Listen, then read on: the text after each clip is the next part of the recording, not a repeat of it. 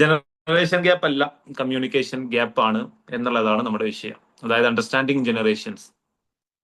ഇത് നിങ്ങളൊരു ട്രെയിനർ ആണെങ്കിലും, ഒരു ടീച്ചർ ആണെങ്കിലും, ഒരു അമ്മയാണെങ്കിലും, ഒരു മരുമകളാണെന്നുണ്ടെങ്കിലും, മകളാണെന്നുണ്ടെങ്കിലും, ഓരോ സമൂഹത്തിൽ ഒരു സോഷ്യൽ ലൈഫിൽ ജീവിക്കുന്ന ഏതൊരു ഇൻഡിവിജ്വൽ ആണെങ്കിലും നിർബന്ധമായിട്ടും കേട്ടിരിക്കേണ്ട കുറെ, അറിഞ്ഞിരിക്കേണ്ട കുറെ സംഗതികളാണ്. അപ്പൊ ഞാനത് കൂടുതൽ ഇങ്ങനെ വലിച്ചു നീട്ടാതെ അതിനെക്കുറിച്ചുള്ള ക്രിസ്പായിട്ടുള്ള കുറച്ച് കാര്യങ്ങൾ എന്നാൽ നമുക്ക് മനസ്സിലാവുന്ന രൂപത്തിൽ അതിനെ വിശദീകരിച്ചിട്ടായിരിക്കും പറയാം.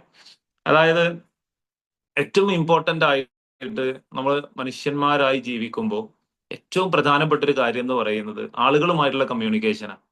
ഒരാളുമായി കമ്മ്യൂണിക്കേറ്റ് ചെയ്യുമ്പോൾ അവർക്കിടയിൽ ഒരു സ്നേഹം അല്ലെങ്കിൽ അവരെ മനസ്സിലാക്കാൻ കഴിയുക എന്ന് പറഞ്ഞാൽ അത് വലിയൊരു ഭാഗ്യമാണ്. പലപ്പോഴും നമ്മൾ കേൾക്കാറുണ്ട് അമ്മായിമ്മ മരുമകള് പ്രശ്നങ്ങള്. ശരിക്കും അതേപോലെ തന്നെ അധ്യാപകര് വിദ്യാർത്ഥികള്, ചില അധ്യാപകരെ ഭയങ്കര ഇഷ്ടമായിരിക്കും, ചില അധ്യാപകരോട് ഭയങ്കര ദേഷ്യമായിരിക്കും. ഇതിനൊക്കെ ഒറ്റ റീസണേ ഉള്ളൂ, അവരുടെ കമ്മ്യൂണിക്കേഷൻ അതിന്റെ കൃത്യമായ രൂപത്തിലല്ല എന്നുള്ള ഒറ്റ റീസൺ. ആ കമ്മ്യൂണിക്കേഷൻ ഓക്കെ ആണെങ്കിൽ അവിടെ ബാക്കിയുള്ളതൊക്കെ ഓക്കെ ആയി തീരും. ആൻഡ് അവരോട് എങ്ങനെ സംസാരിക്കണം, എങ്ങനെ അവരോട് പെരുമാറണം എന്നുള്ളത്, അവരുടെ ക്രൈറ്റീരിയകൾ എന്തൊക്കെയാണെന്ന് മനസ്സിലാക്കി കഴിഞ്ഞാൽ അവരെ ഡീൽ ചെയ്യാൻ വളരെ എളുപ്പമാണ്. പ്രത്യേകിച്ച് ഒരു സെയിൽസ്മാൻ ആണ്, ഒരു ബിസിനസ് നടത്തുന്ന ആളുകളാണ് എന്നുണ്ടെങ്കിൽ ഈ കാര്യങ്ങൾ അറിഞ്ഞിരിക്കൽ വളരെ ഇമ്പോർട്ടന്റ് കൂടിയാണ്. അപ്പോ ജനറേഷൻസ് നമ്മൾ കേട്ടിട്ടുണ്ടാകും, ഏതൊക്കെ ജനറേഷൻസുകളാണ് എന്നുള്ളത് നമ്മൾ കേട്ടിട്ടുണ്ടാകും. ഇതിന്റെ ഓരോന്നിന്റെയും സ്പെഷ്യാലിറ്റീസ് കൂടി മനസ്സിലാക്കി കഴിഞ്ഞാൽ ഒരാളെ നമ്മൾ സംസാരിക്കുമ്പോൾ അയാളുടെ ഏകദേശം ഒരു ഏജ് കണ്ട് നമുക്ക് മനസ്സിലാക്കാൻ പറ്റും അയാളോട് എങ്ങനെ നമുക്ക് സംസാരിക്കാം, അല്ലെങ്കിൽ അയാളുമായിട്ടുള്ള ഒരു റാപ്പ് നമുക്ക് എങ്ങനെ ബിൽഡ് ചെയ്യാം എന്നുള്ളത് അയാളുടെ ഒരു ഏജ് വെച്ച് നമുക്ക് ഏകദേശം മനസ്സിലാക്കാൻ പറ്റും. കാരണം അവർ വളർന്നു വന്ന ജീവിതാന്തരീക്ഷം അങ്ങനെയായിരിക്കും, അല്ലെങ്കിൽ ഏറെക്കുറെ ഏകദേശം സെയിം ആണ് എന്നുള്ളതാണ്. പ്രധാനമായിട്ട് നമ്മൾ ഈ കാറ്റഗറൈസേഷൻ തുടങ്ങുന്നത് ഈ സൈലന്റ് ജനറേഷൻ മുതലാണ് തുടങ്ങുന്നത്. സൈലന്റ് ജനറേഷൻ എന്ന് പറയുന്നത് ഏകദേശം ഒരു 1928 മുതൽ ഒരു 1945 വരെ, അതായത് 1928 മുതൽ 1945 വരെ. അതായത് ഇപ്പോ അവർ ജീവിച്ചിരിക്കുന്നുണ്ട് എന്നുണ്ടെങ്കിൽ ഏകദേശം ഒരു 81 മുതൽ 98 വയസ്സ് വരെയുള്ള ആളുകളായിരിക്കും.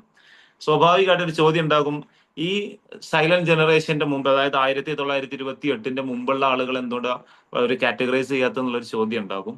അതിനുള്ള ഒരു റീസൺ, ആ അത്ര പ്രായമുള്ള ആളുകൾ ഇപ്പോ ജീവിച്ചിരിക്കുക എന്നുള്ളത് വളരെ കുറവായിരിക്കും. ഒന്നോ രണ്ടോ ആളുകളൊക്കെ അപൂർവമായിട്ടുണ്ട് എന്നുണ്ടെങ്കിൽ മാത്രമേ ഉണ്ടാവുള്ളൂ. അതുകൊണ്ടാണ് ഇതിവിടെ സൈലന്റ് ജനറേഷൻ എന്ന് പറഞ്ഞിട്ട് തുടങ്ങുന്നത്. ഇത് ഭയങ്കര രസമാണ് കേട്ടോ. ഓരോ ജനറേഷനെ കുറിച്ച് നമ്മൾ ഇങ്ങനെ മനസ്സിലാക്കുമ്പോൾ നമ്മുടെ പരിചയത്തിലുള്ള ആളുകൾ ആലോചിച്ച് നോക്കുമ്പോൾ നമുക്ക് ശരിയായിട്ട് കറക്റ്റ് ആയിട്ട് നമുക്ക് കണക്ട് ചെയ്യാൻ പറ്റും. രണ്ടാം ലോക മഹായുദ്ധം നടക്കുന്നത് 1939 മുതൽ 1945 വരെയുള്ള കാലയളവിലാണ്. ഈ കാലയളവിൽ ജീവിച്ചിരുന്ന ആളുകളാണ് ഈ ശരിക്കും സൈലന്റ് ജനറേഷൻ എന്ന് പറയുന്നത്.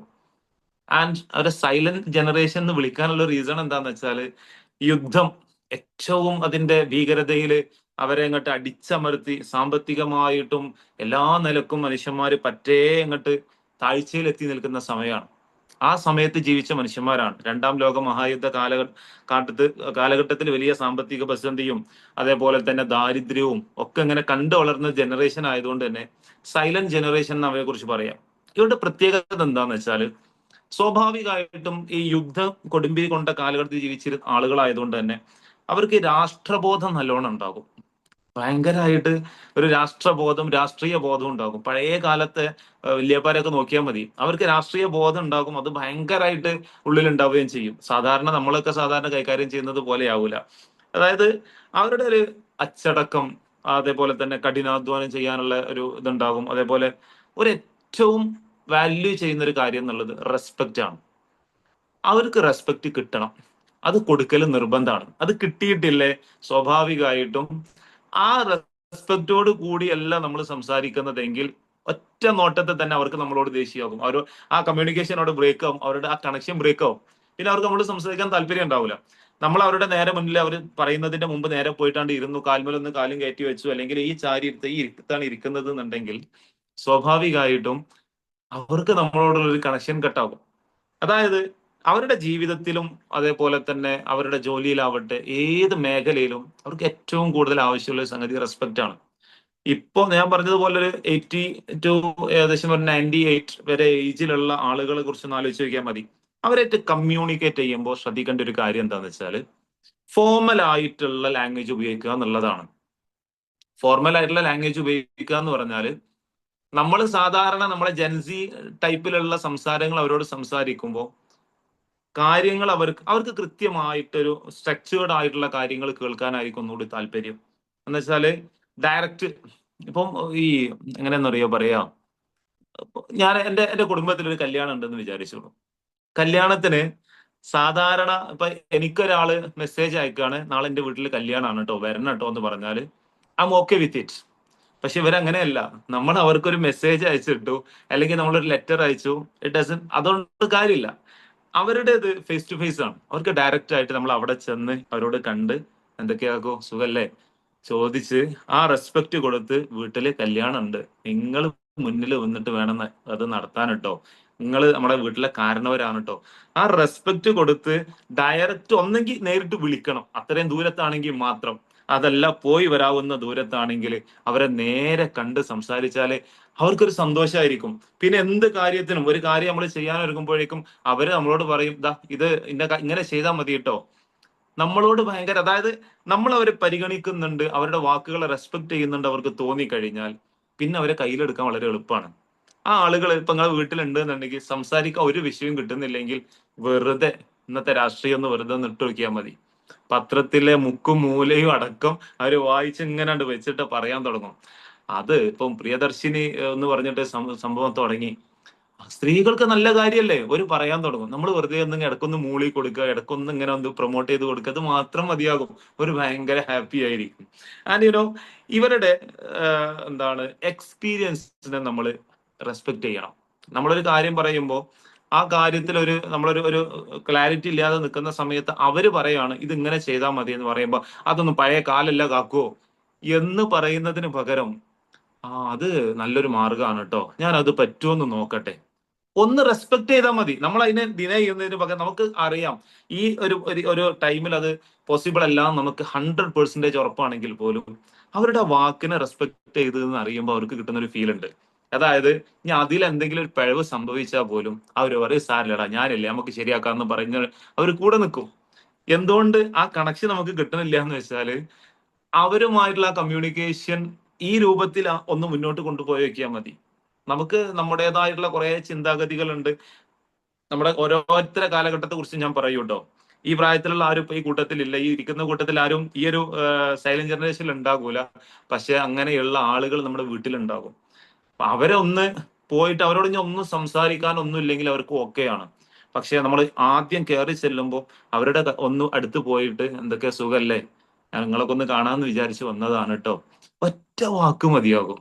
അവര് ഓ ഇൻഷാ അല്ലാഹ് സന്തോഷമായിട്ടോന്ന് അവര് പറയും. ചിലപ്പം വേറെ ഒന്നും സംസാരിക്കേണ്ടി വരൂല. പക്ഷെ നമ്മൾ അടുത്ത പ്രാവശ്യം അങ്ങോട്ട് വരുന്നത് കാണുമ്പോഴേക്കും അയാൾക്കൊരു സന്തോഷം ഉണ്ടാകും. ആ കുട്ടീനെ പരിഗണിച്ചിട്ടുണ്ടല്ലോ എന്നുള്ള സന്തോഷം ഉണ്ടാകും. ഇതാണ് ഇതിന്റെ മെയിൻ ക്രൈറ്റീരിയാസ്. ഞാൻ കുറെ നേരം ഇതിന്റെ കുറെ ഡീറ്റെയിൽസ് ഉണ്ട് കേട്ടോ. അത് ഓരോന്നും വേറെ ആയിട്ട് കുറെ പറയാൻ ഒരുപാട് സമയം വേണം. ഇത് ഓരോ ദിവസമായിട്ട് എടുക്കാനുള്ള ഒരു ചാപ്റ്റർ തന്നെ ഉണ്ട്. പക്ഷെ എല്ലാതും കൂടി ഒരു ഉൾക്കൊള്ളിച്ചാണ്ടുള്ള ഒരു സംഭവം ആകുമ്പോഴല്ലേ നമ്മുടെ ജനറേഷൻസ് ഫുള്ളാവുള്ളൂ. ഇതിന്റെ ശേഷം വന്നൊരു ജനറേഷനാണ് ബേബി ബൂമേഴ്സ് എന്ന് പറയും. ബേബി ബൂമേഴ്സ് എന്ന് പറഞ്ഞാൽ 1946 മുതൽ 1964 വരെയുള്ള ടീമാണ്.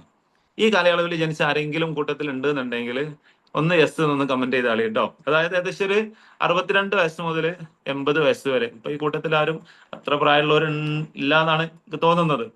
ഉണ്ടെങ്കിൽ തന്നെ ഏകദേശം ഒരു 62 മുതൽ 80 വയസ്സ് വരെ. ഇപ്പൊ ഏറെക്കുറെ ആളുകളുടെ ഒക്കെ അമ്മോശന്മാരോ അല്ലെങ്കിൽ അമ്മായിമ്മമാരോ ഒക്കെ ആ പ്രായത്തിലുള്ള ആളുകൾ ഉണ്ടാകും. ഇനി അവരെ കുറിച്ച് ഒന്ന് മനസ്സിലാക്കി കഴിഞ്ഞാൽ അതിനനുസരിച്ച് നമ്മളുടെ റിപ്ലൈകളിലൊക്കെ ചെറിയ ചെറിയ മാറ്റങ്ങൾ നടത്തി കഴിഞ്ഞാൽ ഈ അമ്മായിമ്മ പോരൊക്കെ കുറെ കുറഞ്ഞു കിട്ടും. നമ്മൾ എന്താണെന്ന് അവരെന്താണെന്ന് നമ്മൾ മനസ്സിലാക്കി കഴിഞ്ഞാൽ തീരാവുന്ന സംഗതികളേ ഉള്ളൂ. വളർന്നു വന്ന സാഹചര്യം ഒരു മനുഷ്യനെ രൂപപ്പെടുത്തുന്നുള്ളതല്ലേ. അവർ വളർന്നു വരുന്ന സാഹചര്യം എങ്ങനെയാണെന്ന് മനസ്സിലാക്കി കഴിഞ്ഞാൽ നമുക്ക് അവരുമായി കമ്മ്യൂണിക്കേറ്റ് ചെയ്യാൻ ഒന്നും കൂടി എളുപ്പമാണ്. ഇതിലിങ്ങനെ പറഞ്ഞു വരുമ്പോൾ മില്ലേനിയൻസ് ഒക്കെ ആയിരിക്കും ഇതിൽ മിക്കവാറും കൂടുതൽ ഉണ്ടാവുക. അവർക്കൊക്കെ ഭയങ്കരമായിട്ട് കണക്ട് ചെയ്യാൻ പറ്റുന്ന കുറെ കാര്യങ്ങളുണ്ട് കേട്ടോ. ബേബി ബൂമേഴ്സിന്റെ ഒരു പ്രത്യേകത എന്താണെന്നറിയോ? 1946 മുതൽ 1964 വരെയുള്ള ടീമാണ്. 62 മുതൽ 80 വയസ്സ് വരെയാണ് ഇവർക്ക് ഉണ്ടാവുക. ഇപ്പം ജീവിച്ചിരിക്കുന്നവരാണ് എന്നുണ്ടെങ്കിൽ. അതായത് ഇവര് യുദ്ധം കഴിഞ്ഞ് രണ്ടാം ലോക മഹായുദ്ധം കൊടുമ്പിരി കൊണ്ട് അതിന്റെ ഭീകരതകളൊക്കെ കണ്ട് ആ വളർന്ന മാതാപിതാക്കളുടെ മക്കളായിട്ട് ആ മാതാപിതാക്കളുടെ എല്ലാ പ്രയാസങ്ങളും കണ്ട് വളർന്ന ആളുകളാണ്. അതുകൊണ്ട് തന്നെ ഒരു ആ മാതാപിതാക്കൾ ആ യുദ്ധത്തിന്റെ കാലം കഴിഞ്ഞ് പിന്നെ ഇവരെ വളർത്തി വലുതാക്കാൻ വേണ്ടിയിട്ട് സാമ്പത്തിക വളർച്ചയുടെ ഒരു കാലഘട്ടമാണ്. എന്ന് വെച്ചാൽ ഏത് ജോലി കിട്ടിയാലും അത് ആത്മാർത്ഥമായിട്ട് ചെയ്യണം എന്ന് താല്പര്യമുള്ള, ഈ പട്ടിണി മാറ്റാൻ വേണ്ടിയിട്ട് എത്ര കഠിനാധ്വാനം ചെയ്യാനും തയ്യാറായിട്ടുള്ള ആളുകളുടെ കാലഘട്ടമാണ് ഈ ബേബി ബൂമേഴ്സ് നിറയെ കാലം. അതായത് ശരിക്കും പറഞ്ഞാൽ യുദ്ധം ഒരേ കഠിനാധ്വാനികളാക്കി മാറ്റിയിട്ടെന്ന് പറയാം. ആ വൻ തകർച്ചയിൽ നിന്ന് പിന്നെ അവരുടെ കുടുംബം ഒന്ന് കൂട്ടിപ്പിടിച്ച് കൊണ്ടുപോകണം എന്നുണ്ടെങ്കിൽ അവർക്ക് അധ്വാനികളായേ തീരൂ. അവർ ഏത് പ്രായത്തിലുള്ളവരാണെങ്കിലും ജോലി ചെയ്യാൻ പ്രാപ്തരാണോ, ഏത് ജോലിയാണെങ്കിലും അവർ ചെയ്യാൻ റെഡിയാണ്. കഠിനാധ്വാനികളായിട്ട് വളർന്നതുകൊണ്ട് തന്നെ വർക്ക് ഹോളിക് ആയിരിക്കും അവര്. വീട്ടിൽ 60 കഴിഞ്ഞ വാപ്പാരുണ്ടെങ്കിൽ നോക്കേണ്ടി, വെറുതെ ഇരിക്കുക എന്ന് പറഞ്ഞ സംഗതി അവർക്ക് അറിയൂല. ഒരു പണിയും ഇല്ല എന്നുണ്ടെങ്കിൽ എന്റെ വാപ്പ കൈക്കോട്ട് എടുത്ത് ഇറങ്ങും നേരെ പറമ്പില്, അല്ലെങ്കിൽ ഓല എവിടെയെങ്കിലും വീണ് കിടക്കുന്നുണ്ടെങ്കിൽ കുറെ ദൂരെ ഇരിക്കാരോ, എന്നാലും നടന്നു പോയി അവിടെ നിന്ന് ആ ഓലയും വലിച്ചു കൊണ്ടുവന്ന് വീടിന്റെ മുറ്റത്തിട്ടിട്ട് ആ ഓല ഇങ്ങനെ വെട്ടിക്കറിഞ്ഞ് അത് കെട്ടാക്കി മട്ടലാക്കിയിട്ട് അത് മേലെ കൊണ്ടുപോയിട്ടാലേ സമാധാനമാകുള്ളൂ. നമ്മളാരെങ്കിലും ഇത് എന്തിനാ അതൊക്കെ വലിച്ചു കൊണ്ടുവന്നിടണം, ഇവിടെ വിറകില്ലാഞ്ഞിട്ടാന്ന് ചോദിച്ചാൽ അതിന് അവിടെ സാധ്യത ഇല്ല. അതായത് അവരെ സംബന്ധിച്ചിടത്തോളം വെറുതെ ഇരിക്കുക എന്നുള്ളത് അവരുടെ ചെറുപ്പത്തിൽ അവർ ശീലിച്ചിട്ടില്ല. അവർ വളർന്നു വന്ന സാഹചര്യം അങ്ങനെയാണ്. അപ്പൊ ഇപ്പൊ അമ്മായിമാരൊക്കെ 60 വയസ്സ് കഴിഞ്ഞ അമ്മായിമാരൊക്കെ ഉള്ളവർക്ക് ഒന്ന് മനസ്സിലാക്കിയാൽ മതി. അത് അമ്മായിമാർക്ക് ഒന്നുമില്ലെങ്കിൽ എന്തെങ്കിലുമൊക്കെ പണിയെടുക്കാനുണ്ടാകും. അവർക്ക് വയ്യാതായി കിടക്കുകയാണെങ്കിൽ പോലും ഒന്ന് എണീറ്റ് വന്ന് അടുക്കളയിൽ വരുമ്പോ അവർ ആദ്യം കാണുന്നത് എന്തെങ്കിലും ഒരു പാത്രം കഴുകാത്തുന്നുണ്ടെങ്കിൽ അതേക്കാരം അവർക്ക് പറയാനുണ്ടാവുക. കാരണം എന്താന്ന് വെച്ചാല് അവർ വർക്ക് ചെയ്ത് അവർക്ക് ശീലമായിട്ടുണ്ട്. ഇതില്ലാത്തൊരു സംഗതി. അപ്പൊ ഇവര് പറയാണ്, ഇതെന്താണ് ഇവിടെ ഈ കാര്യം ചെയ്തിട്ടില്ലല്ലോ എന്ന് പറയുകയാണെങ്കിൽ, ആ അമ്മ ഞാൻ കുഴങ്ങിപ്പോയി അതുകൊണ്ട് ചെയ്യാത്തതാണ്, ഞാൻ അപ്പൊ ശരിയാക്കുക കേട്ടോ. അവർക്ക് അത് മതി, അത് കേട്ടാ മതി. അവരുടെ ആ വാക്കിനെ നമ്മളൊന്ന്, അവര് അത്രയും വർക്ക് ഹോളിക് ആയ ഒരു കാലഘട്ടത്തിൽ വളർന്നു വന്ന ആളുകളാണ്. എന്റെ ഉമ്മ എന്നോട് ഞാൻ ഒരിക്കലും ഇങ്ങനെ സംസാരിച്ചപ്പോ എന്റെ ഉമ്മ പറയുന്നുണ്ട്, എന്റെ ഉപ്പ പെണ്ണാണാൻ വന്ന സമയത്ത് എന്റെ ഉമ്മ കരിങ്കൽ കോറിയിൽ മറ്റേ കല്ല് പൊട്ടിക്കാൻ വേണ്ടിയിട്ടുള്ള ജോലിക്ക് പോയിക്കൊണ്ടിരിക്കുന്ന സമയമാണ്. അപ്പോഴാണ് പെണ്ണാണാൻ വന്നിട്ടുണ്ട് എന്ന് അറിയുന്നതും നേരെ അവിടുന്ന് ആ കൊറിയിൽ നിന്ന് നേരെ കയറിയിട്ട് നേരെ വീട്ടിലേക്ക് ഒന്ന് ചായ കൊണ്ടുപോയി കൊടുക്കുന്നതും പറയുന്നുണ്ട്. അന്ന് ഉമ്മാക്ക് 13 വയസ്സോ 14 വയസ്സോ 15 വയസ്സോ അങ്ങനെ എന്തോ ആയിട്ടുള്ളൂ. അന്നത്തെ കാലത്താണല്ലോ. അതായത് ആ പ്രായത്തിലും ആ ജോലി ചെയ്യാന്നുള്ളതും അവരെ സംബന്ധിച്ചിടത്തോളം ആ സാഹചര്യത്തിൽ ഇങ്ങനെ വളർന്നു വന്നതാ. അതുകൊണ്ട് തന്നെ ഒരു ജോലി ഇങ്ങനെ വെറുതെ ചെയ്യാത്തതായിട്ട് അവിടെ കണ്ടു കഴിഞ്ഞാൽ അത് അവരെ സംബന്ധിച്ചിടത്തോളം ഭയങ്കര ഇറിറ്റേഷനേ കാരം. എന്താ ചെയ്യാത്തത്? ഈ OCD ഒക്കെ ഉള്ള ആളുകളെ കണ്ടില്ലേ, ഒരു വേസ്റ്റ് അവരുടെ മുന്നിൽ ഉണ്ടെങ്കിൽ അത് എടുത്ത് ഒഴിവാക്കാതെ അവർക്ക് സമാധാനം കിട്ടൂല. എന്തുപോലെയാണ് ഇവരുടെ വർക്ക് ഹോളിക് ലൈഫ് എന്ന് പറഞ്ഞാൽ അവർക്കത് ശീലമായി പോയി. അപ്പൊ ഇവരിങ്ങനെ നിരന്തരം പറയുമ്പോൾ അത് ഉപദേശമല്ല ശരിക്ക്. അവരുടെ ഒരു അവർക്കിപ്പോ എങ്ങനെയാന്ന് വെച്ചാല് ഫേസ് ടു ഫേസ് സംസാരിക്കുക എന്നുള്ളതാണ് ഈ ബേബി ബൂമേഴ്സിന്റെ. ഒരു 62 മുതൽ 80 വയസ്സ് വരെയുള്ള ആളുകളാണെങ്കിൽ ഫേസ് ടു ഫേസ് സംസാരിക്കുക അത് അവർക്ക് ഭയങ്കര ഇഷ്ടമുള്ള കാര്യമാണ്. അവരോട് ഇപ്പൊ എനിക്കൊരു സങ്കടം ഉണ്ട് ഉള്ളിൽ, അവരോട് ദേഷ്യമുണ്ട്, എന്നാൽ അവരോട് പോയി കണ്ട ആ കാര്യം നമ്മൾ ഓപ്പണായി സംസാരിക്കുക എന്നുള്ളത് അത് നമ്മൾ അവരെ റെസ്പെക്ട് ചെയ്യുന്നത് പോലെയാണ് കാര്യം അവർ കാണാം. പിന്നെ ഇതിൽ ഏറ്റവും ഇമ്പോർട്ടന്റ് ആയിട്ടുള്ള കാര്യം എന്താ വെച്ചാല് അവരെ സംബന്ധിച്ചിടത്തോളം ബഹുമാനം, അതേപോലെ തന്നെ മര്യാദ, ഇതാണ് ഏറ്റവും ഇമ്പോർട്ടന്റ് എന്ന് അവർ കാണുന്ന കാര്യം. എന്ന് വെച്ചാൽ അങ്ങോട്ട് എന്തെങ്കിലും പറഞ്ഞാല്, ഒരു പ്രായമുള്ള ഒരാൾ അങ്ങോട്ട് എന്തെങ്കിലും പറഞ്ഞു കഴിഞ്ഞാൽ അത് എടുക്കുക, അതിന്റെ തിരിച്ചൊന്നും പറയണ്ട. ഇന്നേക്കാൾ മേലെയുള്ള ഒരാളാണ് എന്നോടത് പറഞ്ഞത് എന്നുണ്ടെങ്കിൽ വല്യമാരൊക്കെ നോക്കിയാൽ മതി. വീട്ടിലൊരു ഉസ്താദ് വരിക എന്ന് പറഞ്ഞ അവർക്ക് പെരുന്നാൾ കഴിക്കുന്ന പോലെയാണ്. മദ്രസയിലെ ഉസ്താദ്മാർക്ക് ചെലവ് കൊടുക്കുക എന്ന് പറഞ്ഞാല് അന്ന് പിന്നെ ഓർക്ക് വല്യമാരുണ്ട് എന്നുണ്ടെങ്കിൽ ചിക്കൻ മാത്രം പോരാ, അതിക്കെന്തെങ്കിലും ബീഫും വേണം, അതിന്റെ കൂടുതൽ വേറെ എന്തെങ്കിലും വേണം. അതായത് റെസ്പെക്ട് എന്നുള്ളത് അവരെ സംബന്ധിച്ചോളം അവരുടെ ലൈഫിന്റെ പാർട്ടായി മാറിയിട്ടുള്ളതാണ്. കാരണം ആ രീതിയിലുള്ള ഒരു ലൈഫ് കണ്ടു വളർന്ന ആളുകളാണ്.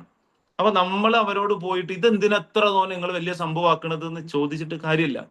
അത് അവരുടെ സിസ്റ്റം അങ്ങനെയാണ് വർക്ക് ചെയ്യുന്നത് നമ്മൾ മനസ്സിലാക്കിയാൽ മതി. ഒന്ന് ഐഡന്റിഫൈ ചെയ്താൽ മതി, നമുക്ക് കുറെ കാര്യങ്ങൾ ഈസി ആകും. അവരെന്താ ഇത് കാട്ടിക്കൂട്ടലാണോ? അത് കാട്ടിക്കൂട്ടലല്ല, അത് അവരുടെ സിസ്റ്റം വർക്ക് ചെയ്യുന്നത് അങ്ങനെയാണ്. ഓക്കെ. മറ്റൊന്ന്, ഇവരുടെ ഒരു പ്രത്യേകത എന്താന്ന് വെച്ചാല് ഒരു റിലേഷനിൽ അവരുണ്ട് എന്നുണ്ടെങ്കിൽ ആ റിലേഷൻ കണ്ടിന്യൂ ചെയ്യാൻ ഏതറ്റം വരെ ക്ഷമിക്കാൻ ഒരു റെഡി ആയിക്കാരം. എന്റെ കുടുംബത്തിലുള്ള ചില ആളുകളൊക്കെ പറഞ്ഞു കേട്ടിട്ടുണ്ട്, അന്ധകാലത്ത് ഓരൊക്കെ എന്തൊരു ദേഷ്യക്കാരൻ, ഭർത്താവിനെ കുറിച്ച് പറയാണ്, ഭയങ്കര ദേഷ്യക്കാരനായിരുന്നു. ദേഷ്യം വന്നാൽ കണ്ണു മൂറൊന്നും നോക്കൂല, ആൾക്കാരെ ചീത്ത പറയും. പക്ഷെ ഇതൊക്കെ കേട്ടിട്ട് പോലും, ഇങ്ങനെയൊക്കെ പ്രശ്നങ്ങൾ ഉണ്ടായിട്ട് പോലും ആ റിലേഷൻ കീപ്പ് ചെയ്യുക എന്നുള്ളത് അവരെ സംബന്ധിച്ച് ഏറ്റവും ഇമ്പോർട്ടന്റ് ആയിട്ടുള്ള കാര്യമാണ്. എത്ര അപമാനം സഹിച്ചാലും വേണ്ടിയില്ല ആ റിലേഷൻ നിലനിർത്തുക. അതുകൊണ്ടാണ് വല്യമാരും അതേപോലെ ഉമ്മാരൊക്കെ പറഞ്ഞത്, ഇജ്ജ് കുറച്ചുകൂടി, എന്റെ കുട്ടി കുറച്ചുകൂടി അവിടെ സഹിച്ച് നിൽക്കി. ഈ ഈ നമ്മുടെ വിവാഹത്തിലും മറ്റൊക്കെ പ്രശ്നങ്ങൾ വരുമ്പോ വല്യമാരോടൊക്കെ ഈ വിഷയം പറഞ്ഞാല് അതൊക്കെ ശരിയായിക്കോളും. അത് അവര് നമ്മളോട് അവിടെ പിടിച്ചു നിൽക്കാൻ പറയുന്നത് നമുക്ക് വേദന ഇല്ല എന്ന് അവർക്ക് അറിയാഞ്ഞിട്ടല്ല. അവര് ശീലിച്ച ലൈഫ് അങ്ങനെയാണ്. ആ കാലഘട്ടത്തിൽ അതൊരു അപമാനമായിരുന്നു. ഒരു പെണ്ണ് തന്റെ ഭർത്താവിന്റെ വീട് വിട്ട് തന്റെ വീട്ടിലേക്ക് നിർത്തി പോരുക എന്ന് പറഞ്ഞാൽ അപമാനമായിരുന്നു. ആ കാഴ്ച കണ്ടു വളർന്ന അവരാണ് നമ്മളോട് പറയുന്നത് കുറച്ചുകൂടിയൊക്കെ ക്ഷമിച്ചു നിൽക്കി. അത് പാടുണ്ടോ പാടില്ല എന്നുള്ളതിനെ കുറിച്ചല്ല പറയുന്നത് കേട്ടോ. ഞാൻ പറയുന്ന അവരുടെ മെന്റാലിറ്റിയെ കുറിച്ചാണ്. അങ്ങനെ സഹിച്ചു നിൽക്കേണ്ടതുണ്ടോ നിൽക്കേണ്ടതില്ലേ എന്നുള്ളതിനെ കുറിച്ചല്ല. അങ്ങനെ അവര് പറയുമ്പോൾ അത് നമ്മളോടുള്ള ദേഷ്യം കൊണ്ടാണ് നമ്മൾ മനസ്സിലാക്കാതിരുന്നാൽ മതി എന്നുള്ളതാണ്. That's my point. അല്ലാതെ അതങ്ങനെ എന്താ അവർ പറഞ്ഞൊക്കെ കേൾക്കണോ എന്നുള്ളതല്ല. അവരുമായിട്ട് നമ്മൾ കമ്മ്യൂണിക്കേറ്റ് ചെയ്യുമ്പോൾ ഞാൻ പറഞ്ഞല്ലോ, ആ ബന്ധം നിലനിർത്താൻ ഏതറ്റം വരെ പോകാനും ഒരു റെഡിയാണ് എന്നുള്ളതാണ്. അത് മനസ്സിലാക്കിയാൽ മതി. മറ്റൊന്ന്, അവരെ സംബന്ധിച്ചിടത്തോളം അഡ്വൈസ് കൊടുക്കുക, ഉപദേശിക്കുക എന്നുള്ള സ്നേഹത്തിന്റെ ഭാഗമാണ്. അമ്മായിമാരോട് അമ്മായിമാരോട് ചോദിച്ചാൽ മതി. ഓര് പറയുന്ന എന്ത് കാര്യമാണെങ്കിലും ഞാനുള്ളു ദേഷ്യമായിട്ട് പറഞ്ഞൊന്നുമല്ലല്ലോ, ഞാൻ മുഖം കറുപ്പിച്ച് പറഞ്ഞൊന്നുമല്ല, നല്ലതൊന്നും പഠിച്ചോട്ടെ എന്ന് വിചാരിച്ച് പറഞ്ഞു കൊടുത്തതാണ്. പക്ഷെ പ്രശ്നം എവിടെ കിടക്കണമെന്ന് വെച്ചാല്, ഉപദേശം നൽകുന്നത് സ്നേഹത്തിന്റെ ഭാഗമാണെന്നാണ് ഓരുടെ വിശ്വാസമെങ്കിലും ഇപ്പോഴത്തെ ജനറേഷനെ സംബന്ധിച്ചിടത്തോളം ഉപദേശം എന്നുള്ളത് അത്ര വലിയ മഹാപാതകമാണ്. അതൊക്കെ അങ്ങ് അവിടെ പോയി പറഞ്ഞാൽ മതി എന്നുള്ള ചിന്തയിലുള്ള ആളുകളോടാണ് ഉപദേശം ഇത് നല്ലതിന് വേണ്ടിയാണ് എന്ന് പറയുന്നത്. അപ്പോ അതായത് ഇവർ ഏത് ആളുകളോട് സംസാരിക്കുകയാണ് എന്നുണ്ടെങ്കിലും അവരുടെ സംസാരത്തിലൊക്കെ ഒരു ഉപദേശം ഉണ്ടാകും. ഒരു ജോലി ചെയ്യാത്തത് കാണുകയാണെന്നുണ്ടെങ്കിൽ എന്താ ചെയ്യാത്തത് എന്നുള്ളവർ ചോദിക്കും. അത് ചെയ്യാത്തത് എന്താണെന്ന് ചോദിക്കുന്നത് അതൊരു ഉപദേശമാണ്. ആ ഉപദേശം സ്നേഹമാണ് എന്നാണ് ഒരു മനസ്സിലാക്കുന്നത്. ബട്ട് ഇപ്പം ഹയാ ഫാത്തിമ ഇപ്പം കല്യാണം കഴിഞ്ഞ് ഒരു പ്രായമുള്ള ഒരു അമ്മായിമ്മയാണ് കിട്ടണമെന്ന് വിചാരിക്കുക. നല്ല ഏറ്റവും സുന്ദരനായ, ഏറ്റവും ആഗ്രഹിക്കുന്ന രൂപത്തിലുള്ള, സുന്ദരൻ എന്ന് പറഞ്ഞാൽ സൗന്ദര്യം മനസ്സുകൊണ്ടുള്ള സൗന്ദര്യം കേട്ടോ, ഉള്ള ഒരു ഹസ്ബൻഡ് തന്നെ കിട്ടട്ടെ എന്ന് ആത്മാർത്ഥമായിട്ട് പ്രാർത്ഥിക്കുകയാണ്. കല്യാണം കഴിഞ്ഞില്ലല്ലോ, അല്ല +2 കഴിഞ്ഞ കുഞ്ഞു കുട്ടിയാണ്. അപ്പൊ ഏതായാലും അപ്പൊ എന്തായാലും അതായത് പറഞ്ഞു വന്നത്, അങ്ങനെ ഒരു പ്രായമുള്ള ഒരു ആളെ കിട്ടുകയാണ്. അയാള് ഏത് നേരത്തും നമ്മുടെ കുറ്റങ്ങൾ മാത്രമാണ് പറയുന്നത് നമുക്ക് തോന്നുന്നുണ്ടെങ്കിൽ നമ്മളൊന്ന് മനസ്സിലാക്കിയാൽ മതി. അയാൾ കുറ്റം പറയല്ല, അയാൾ ഉപദേശിക്കുകയാണ്. ആ ഉപദേശം നിങ്ങളോടുള്ള വെറുപ്പല്ല, അത് നിങ്ങളോടുള്ള സ്നേഹമാണ്. കാരണം അയാൾ സ്നേഹിക്കാൻ പഠിച്ചത് അങ്ങനെയാണ്. അയാളുടെ സ്നേഹത്തിന്റെ ഭാഷ അങ്ങനെയാണ്. ഉപദേശത്തിന്റെ ഭാഷ മുഴുവൻ അയാൾക്ക് സ്നേഹത്തിന്റെ ഭാഷയാണ്. പക്ഷെ കേൾക്കുന്ന നമുക്കത് വെറുപ്പിന്റെ, നമ്മളോടുള്ള എന്തോ ഒരു ദേഷ്യം കൊണ്ടാണ്, നമ്മൾ ചെയ്യുന്നതൊന്നും ശരിയല്ലാത്തത് കൊണ്ടാണ് എന്നുള്ള ചിന്തയിലേക്ക് നമ്മൾ മാറുമ്പോഴാണ് അവിടെ പ്രശ്നം വരുന്നത്. അവരത് അങ്ങനെയാണ് നമ്മൾ മനസ്സിലാക്കി വെച്ചാൽ മതി, കാര്യങ്ങൾ ഒന്നുകൂടി എളുപ്പമാകും. അവരങ്ങനെ ഒരു കാര്യം പറയുമ്പോൾ പാവം എന്റെ അമ്മനോടുള്ള സ്നേഹം കൊണ്ട് പറയാണെന്ന് മനസ്സിലാക്കാനുള്ള ഒരു നിലവാരത്തിലേക്ക് നമുക്ക് എത്താൻ കഴിയും. അവരെ സംബന്ധിച്ചിടത്തോളം താഴെ അവരുടെ മേലെയുള്ള ഏത് പദവിയിലുള്ള ആളാണെങ്കിലും, അതായത് അവരെക്കാൾ ഒരു പടി മികച്ച പദവിയുള്ള ആളാണോ അവരെ റെസ്പെക്ട് ചെയ്യുക എന്നുള്ളത് അവരുടെ ലൈഫിൽ ഏറ്റവും ഇമ്പോർട്ടന്റ് ആയിട്ടുള്ള കാര്യം. അത് ഭർത്താവാകാം, പള്ളിയിലെ ഉസ്താദാവാം, ഇനി പള്ളിയിൽ അച്ഛനാവാം, അല്ലെങ്കിൽ ഒരു സ്വാമിയാവാം, ആരെ കണ്ടാലും ബഹുമാനിക്കും. കുറച്ച് പ്രായമുള്ളവരാണോ അവരുടെ ഒരു എക്സ്ട്രാ റെസ്പെക്ട് ഇവര് കാണിക്കും. ഇത് തിരിച്ചു ഇവരുടെ താഴെയുള്ള ആളുകളും അങ്ങനെ തന്നെ ഞങ്ങളെ ബഹുമാനിക്കണം എന്ന് ഇവർ പ്രതീക്ഷിക്കുകയും ചെയ്യും. കാരണം അവര് വളർന്നു വന്നത് അങ്ങനെയാണ്. അവര് കൊടുക്കുന്നത് എന്തോ അത് ഞങ്ങൾക്കും കിട്ടും ആഗ്രഹിക്കുകയാണ്. ആ ആഗ്രഹത്തിൽ ഒരു പക്ഷേ ഇപ്പോഴത്തെ അല്ലെങ്കിൽ നമ്മുടെ ഒരു ജനറേഷനെ സംബന്ധിച്ചിടത്തോളം അത് കൊടുക്കാൻ കഴിഞ്ഞോളന്നില്ല. അവരെ സംബന്ധിച്ചോളം എന്തിനാ അപ്പൊ അങ്ങനെ റെസ്പെക്ട് ചെയ്യേണ്ട ആവശ്യം, റെസ്പെക്ട് ചെയ്യേണ്ടവർ ചെയ്താൽ പോരെ എന്നുള്ള ചിന്തയാണ്. അപ്പൊ സ്വാഭാവികമായിട്ട് അവിടെ ക്ലാഷ് വരും. ഈ ക്ലാഷ് വരുന്ന നമ്മളിപ്പോ പറയാറുണ്ട്, രണ്ട് കൈയും കൂടി കൂട്ടിയടിക്കുമ്പോഴേ അവിടെ പ്രശ്നമുള്ളൂ, ശബ്ദം ഉണ്ടാവുള്ളൂ. ഒരു കൈ മാത്രം ഇങ്ങനെ വായുവിൽ വീശിയാൽ ശബ്ദം ഉണ്ടാവൂല. അപ്പൊ ഇതൊക്കെ ക്ഷമിക്കണമെന്നോ പൊറുക്കണമെന്നോ അല്ലെങ്കിൽ അവര് പറയുന്നത് മുഴുവൻ ശരിയാണ് എന്നല്ല പറഞ്ഞത്. അതേസമയം അവർ ചെയ്യുന്നത് മുഴുവൻ തെറ്റാണ് എന്ന് നമ്മൾ വിശ്വസിക്കാതിരുന്നാൽ മതി എന്നർത്ഥം. മനസ്സിലാവുന്നുണ്ട്? കുറെ പ്രശ്നങ്ങൾ കിടക്കുന്നത് അവിടെയാ. ഈ ഒരു അണ്ടർസ്റ്റാൻഡിങ്, ഈ ഒരു കമ്മ്യൂണിക്കേഷനിൽ വരുന്ന ഒരു മിസ്അണ്ടർസ്റ്റാൻഡിങ്ങിലൂടെയാണ് കുറെ പ്രയാസങ്ങൾ വരുന്നത്, പ്രശ്നങ്ങൾ വരുന്നത്. അല്ലയോ, ഇത് കഴിഞ്ഞിട്ടുള്ള അടുത്ത ജനറേഷൻ, ഞാൻ ഈ ഓരോ ജനറേഷൻ പറയുമ്പോൾ ഒരു കാര്യം കൂടി മനസ്സിലാക്കട്ടോ. ഓരോ ജനറേഷനിലെയും ഫസ്റ്റ് സ്റ്റെപ്പിലുള്ള അല്ലെങ്കിൽ ആദ്യ ഘട്ടത്തിലുള്ള ആളുകൾക്ക് അതിന്റെ തൊട്ട് മുമ്പുള്ള ജനറേഷൻസിന്റെ കുറച്ച് സ്വഭാവം കൂടി ഇങ്ങോട്ട് കിട്ടും. ഉദാഹരണം പറയുകയാണെങ്കിൽ ആദ്യം പറഞ്ഞത് സൈലന്റ് ജനറേഷൻ ആണ്. സൈലന്റ് ജനറേഷന്റെ കാലം കഴിഞ്ഞിട്ട് അടുത്ത് വരുന്ന ബേബി ബൂമേഴ്സ് ആണ്. ബേബി ബൂമേഴ്സിന്റെ തുടക്കകാലത്തുള്ള ഒരു 1946 ജനിച്ച ആളുകൾക്ക് ഈ സൈലന്റ് ജനറേഷന്റെ കുറച്ച് സ്വഭാവങ്ങളും കൂടി ഇങ്ങോട്ട് കിട്ടും എന്നർത്ഥം. കാരണം അതും കൂടി ഇതിലേക്കാണ്ട് അഡാപ്റ്റ് ആയി വരികയാണ്. ആൻഡ് ഈ ബേബി ബൂമേഴ്സ് കഴിഞ്ഞിട്ടുള്ള നെക്സ്റ്റ് ജനറേഷൻ എന്ന് പറയുന്നത് ജനറേഷൻ എക്സ് എന്നുള്ള പേരിലാണ് അറിയപ്പെടുന്നത്. ജനറേഷൻ എക്സ് എന്ന് പറയുന്നത് 1965 മുതൽ 1980 വരെയുള്ള കാലയളവിലാണ്. എന്ന് വെച്ചാൽ ഇപ്പോഴത്തെ നമ്മുടെ ഏകദേശം കാൽക്കുലേഷൻ വെച്ച് പ്രായം നോക്കുകയാണെന്നുണ്ടെങ്കിൽ ഒരു 46 മുതൽ 61 വരെ. ആരോ ഒരാൾ മൈക്ക് ഓൺ ആണ്. നസീറ മാം, ആ മൈക്ക് ഒന്ന് ഓഫ് ചെയ്യോ? മൈക്ക് ഓൺ ആണ്.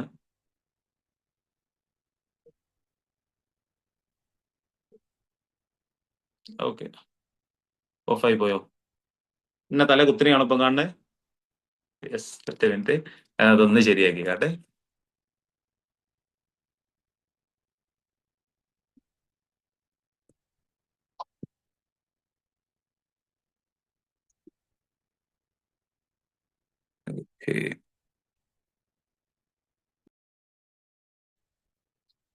അതിന്റെ ഇടയിൽ ഒരു കോള് വന്നു, അതാണ് സംഭവിച്ചത്. ഓക്കെ, ഇപ്പൊ ഓക്കെ അല്ലേ? ആ യെസ്, ഞാനൊന്ന് ശരിയാക്കി വന്നപ്പോഴേക്കും എല്ലാവരും പോയോ? വീഡിയോ മോഡിലുണ്ടായിരുന്നവരൊക്കെ പോയോ? എന്തായാലും ഓക്കെ, ജനറേഷൻ എക്സ് ഇതാണ് നമ്മുടെ, അതായത് ഇപ്പോഴത്തെ ഒരു പ്രായം അനുസരിച്ച് ഒരു 46 അല്ലെങ്കിൽ 45 മുതൽ ഒരു 60 ഓർ 61 നമ്മുടെ ഉപ്പാരും, അല്ലെങ്കിൽ ഇപ്പോ ഇന്നത്തെ കാലത്ത് പല ഒരു ജനറേഷനിൽ എക്സിലുള്ള ടീമിൽ ഒന്നെങ്കിൽ മാതാപിതാക്കളായിരിക്കും, അല്ലെങ്കിൽ സമൂഹത്തിലൊക്കെ ഭയങ്കര നേതാക്കളായിരിക്കും, അല്ലെങ്കിൽ ഓരോ സ്ഥാപനത്തിന്റെ മേധാവികളൊക്കെ ആയിരിക്കും.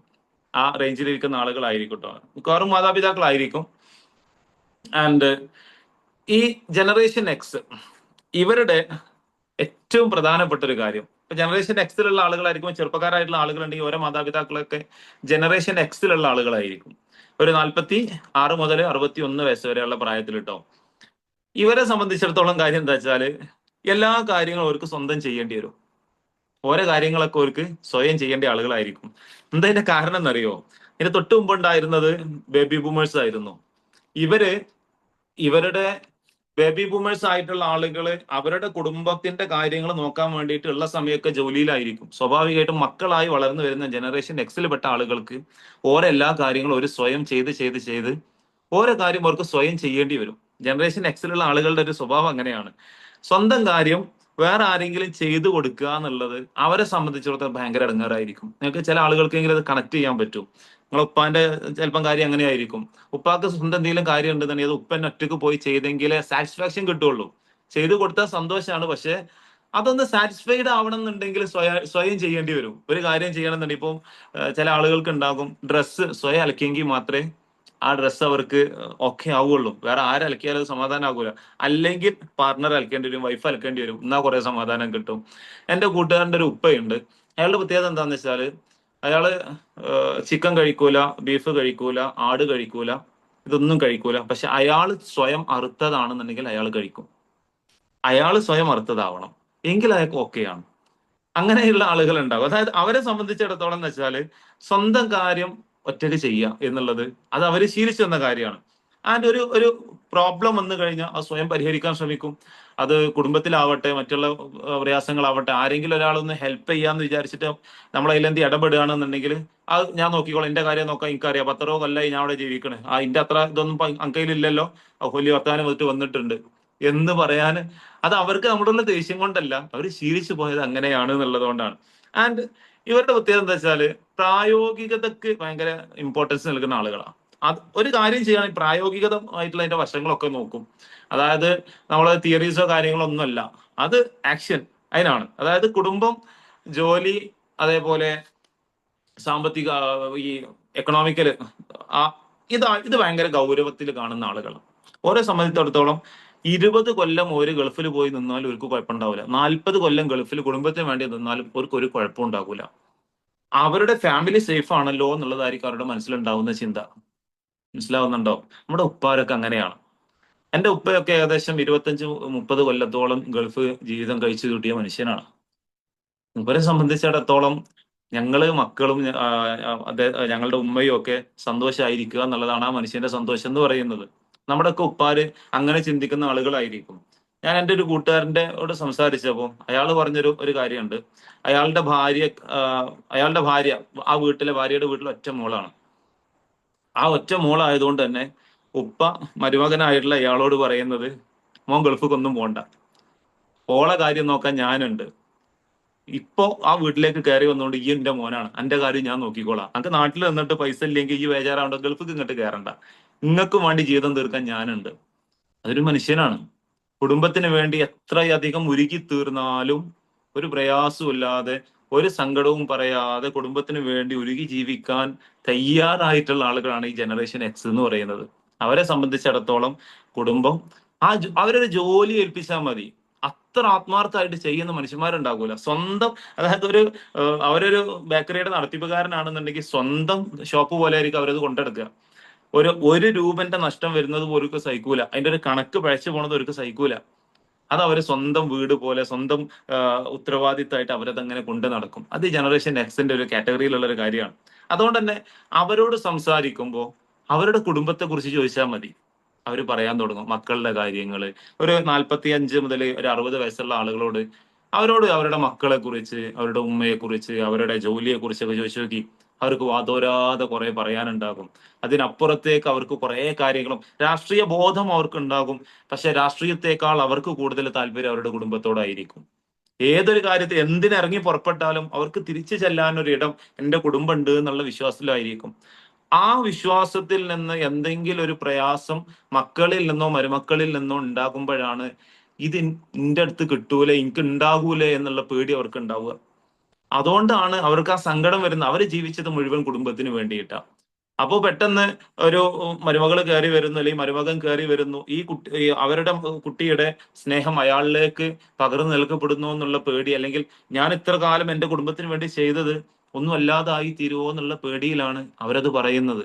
നമ്മളൊന്ന് പറഞ്ഞാൽ മതി, ആരൊക്കെ വന്നാലും എന്തൊക്കെ സംഭവിച്ചാലും നിങ്ങളെക്കാൾ പ്രയോറിറ്റി എനിക്ക് വേറെ ആരും ഇല്ല എന്ന് ആ ഉപ്പയോടൊന്ന് പറഞ്ഞാൽ മതി, ആ ഉമ്മയോടൊന്ന് പറഞ്ഞാൽ മതി. ഒരു വട്ടോ രണ്ടു വട്ടോ അത് വീണ്ടും ഇടയ്ക്കൊന്ന് പുതുക്കിക്കൊണ്ടേ ഇരുന്നാൽ മതി. എങ്കിൽ ഭയങ്കര സമാധാനം ഉണ്ടാവും അവിടെ, ഭയങ്കര സ്നേഹം ഉണ്ടാകും അവിടെ. പക്ഷെ എന്തുകൊണ്ടോ നമുക്കതിന് നേരം കിട്ടാഞ്ഞിട്ടോ, അല്ലെങ്കിൽ പറയേണ്ടുന്ന രൂപത്തിൽ നമ്മളിത് പറയാഞ്ഞിട്ടോ.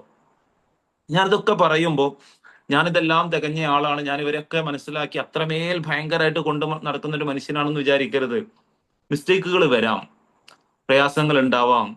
എന്റെ ഉമ്മ എന്നെ ചിലപ്പോൾ ചീത്ത പറയാറുണ്ട്, ഇത്രയും വലിപ്പമുള്ള മനുഷ്യനായി എന്നോട് ചീത്ത പറയാറുണ്ട്. ചില വിഷയങ്ങൾ വരുമ്പോൾ എന്നോട് കയർത്ത് സംസാരിക്കാറുണ്ട്, എന്റെ ഉപ്പ കയർത്ത് സംസാരിക്കാറുണ്ട്. പക്ഷെ ആ ദേഷ്യം കഴിഞ്ഞാൽ എനിക്ക് അതിന്റെ സങ്കടം ഉണ്ടാകും, ചിലപ്പോൾ 3-4 ദിവസമൊക്കെ ഉണ്ടാകും.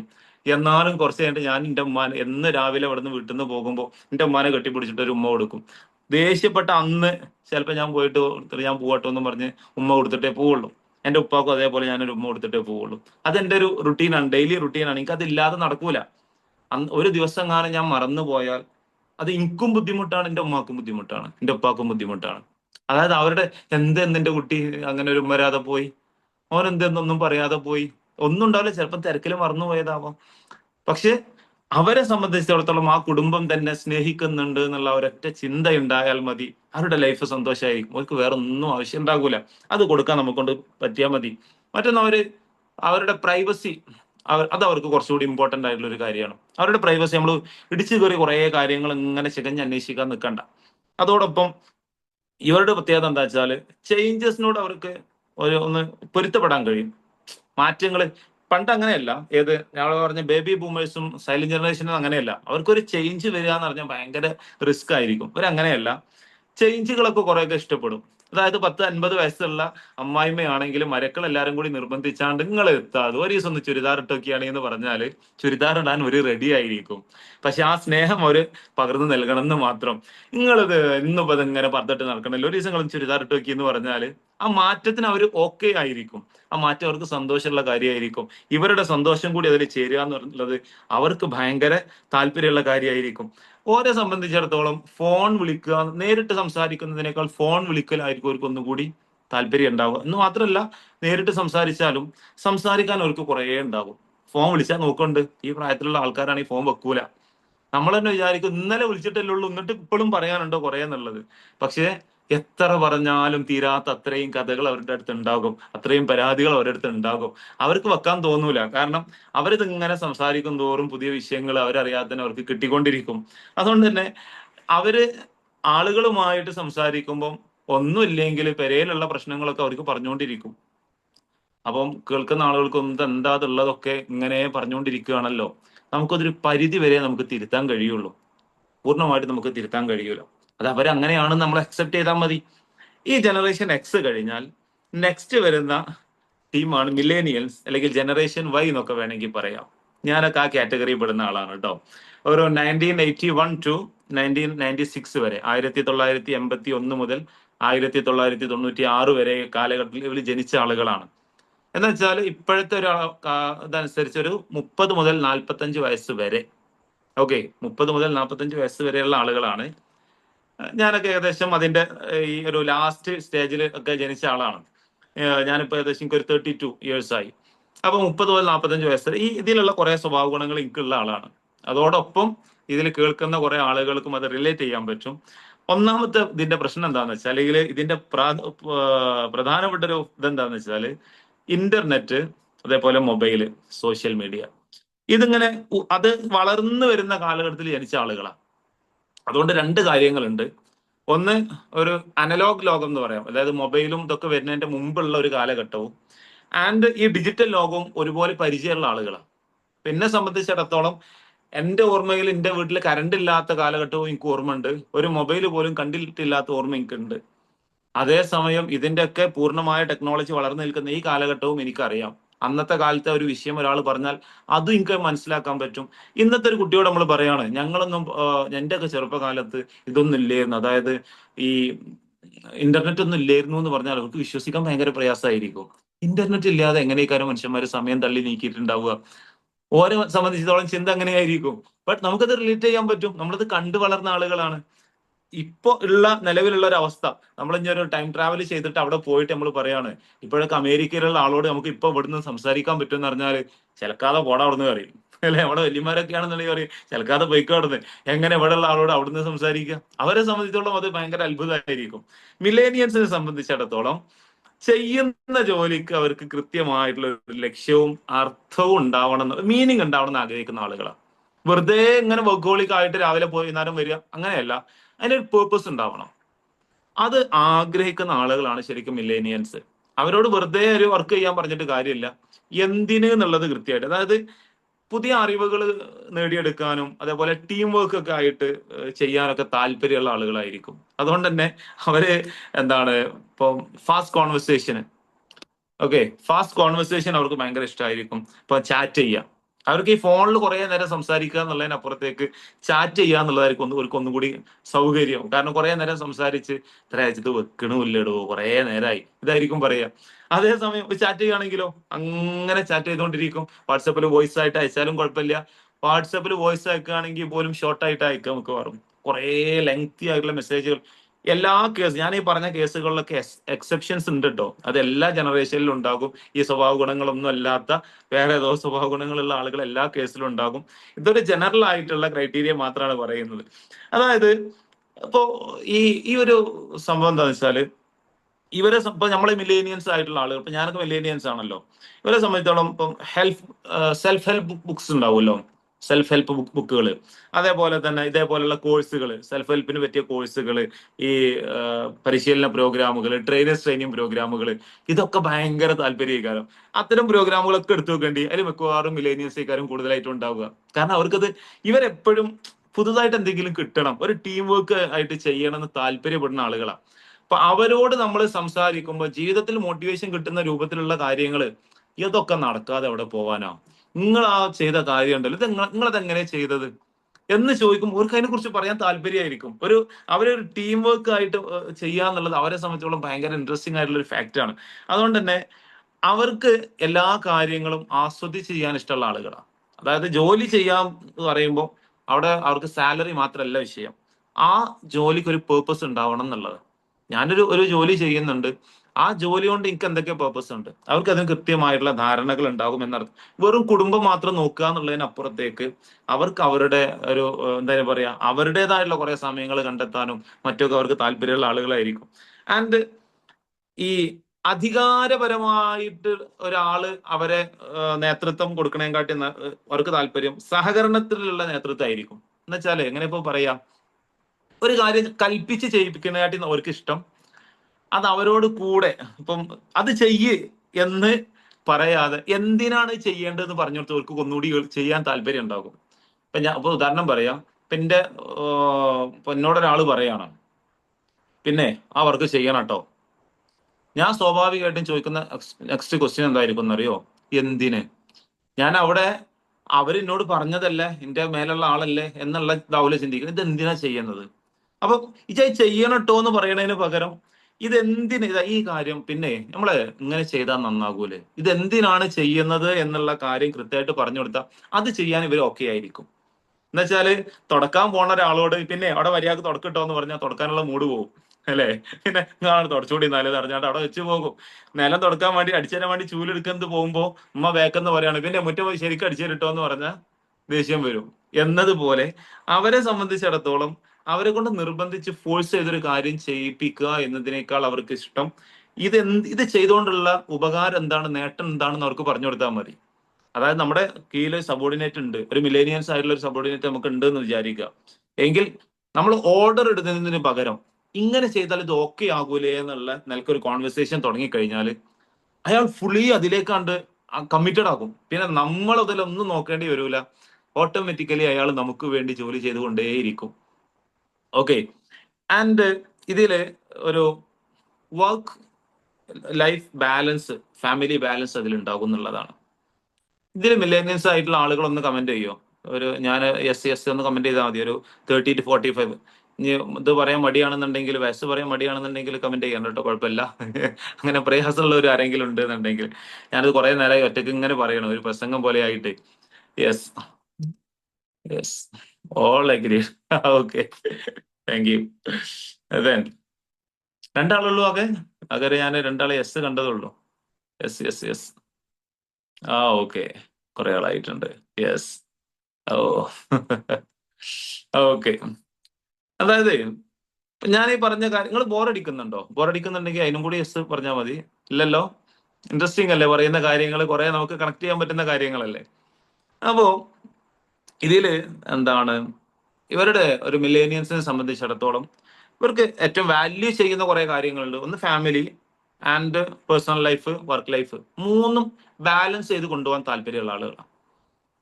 അപ്പോ അങ്ങനെ പറയാ, അവരെ സംബന്ധിച്ചിടത്തോളം 24 അവർ ജോലി എന്നുള്ളതിനപ്പുറത്തേക്ക് മില്ലേനിയൻസിന് കുറെ ആളുകൾക്ക് ഗതികേട് കൊണ്ട് ഗൾഫ് പോയ ആളുകൾ ഉണ്ടാകും. പക്ഷെ അവരെ സംബന്ധിച്ച് എന്നാലും ഇവർ ഏറ്റവും കൂടുതൽ ആഗ്രഹിക്കണം എന്ന് വെച്ചാൽ കുടുംബത്തിൽ കൂടി അങ്ങോട്ട് കൊണ്ടുപോകാന്നുള്ളതാണ്. ഒറ്റയ്ക്ക് ജീവിക്കുക എന്നുള്ളതിനപ്പുറത്തേക്ക് കുടുംബത്തിൽ കൂടി അങ്ങോട്ട് കൊണ്ടുപോയി അവരുടെ കൂടെ ജീവിക്കാൻ താല്പര്യമുള്ള ആളുകളായിരിക്കും. അവരെ സംബന്ധിച്ച് അങ്ങനെയാണ്. അതായത് ഏതൊരു കാര്യവും അഭിപ്രായങ്ങൾ തുറന്നു പറയാൻ ഭയങ്കര താല്പര്യമുള്ള ആളുകളാണ്. ഫീഡ്ബാക്ക് കൊടുക്കാനും അത് എടുക്കാനും അത് ഇൻട്രസ്റ്റ് ഉള്ള ആളുകളാണ് ഈ മിലേനിയൻസ് എന്ന് പറയുന്നത്. അത് നോക്കണ്ടേ, ഈ ഏതൊരു പ്രോഗ്രാം നടക്കുകയാണെന്നുണ്ടെങ്കിലും അവിടെ ഏറ്റവും കൂടുതൽ ഫീഡ്ബാക്ക് പറയുന്നത് മിലേനിയൻസ് ആകും. മറ്റുള്ളവര് പറയണോ വേണ്ടേ എന്നുള്ള, എനിക്ക് പറഞ്ഞാൽ എന്റെ റെസ്പെക്ടിന് എന്തെങ്കിലും കോട്ടം തട്ടുമോ എന്നുള്ളത് ഹൈ ലെവലിലുള്ള ആളുകളും ഈ ലോ ലെവലിലുള്ള അതായത് നെക്സ്റ്റ് ജനറേഷൻ ആണെന്നുണ്ടെങ്കിൽ അവർ വിചാരിക്കും ഞാനിപ്പോ പറയാൻ മാത്രം ആയിട്ടുണ്ടോ. പക്ഷെ മിലേനിയൻസിനെ സംബന്ധിച്ചിടത്തോളം ഒരാൾ അപ്രീഷിയേറ്റ് ചെയ്യാന്നുള്ളതും തിരിച്ചിങ്ങോട്ട് അപ്രീഷിയേഷൻ കിട്ടുക എന്ന് പറഞ്ഞാൽ, ഇപ്പൊ ഞാൻ ഉദാഹരണം പറയാം.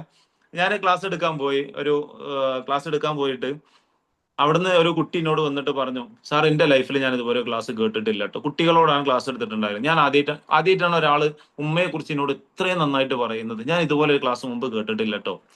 എനിക്ക് സത്യം പറഞ്ഞാൽ അവിടെ കിടന്ന് തുള്ളി ചാടാൻ തോന്നുക. ഒരു മനുഷ്യൻ നമ്മളോട് വന്നാണ്ട് ഒരു അപ്രീസിയേഷൻ പറയല്ലേ, ഫീഡ്ബാക്ക് കിട്ടുക എന്നുള്ളത് ഭയങ്കര ഇഷ്ടമാണ്.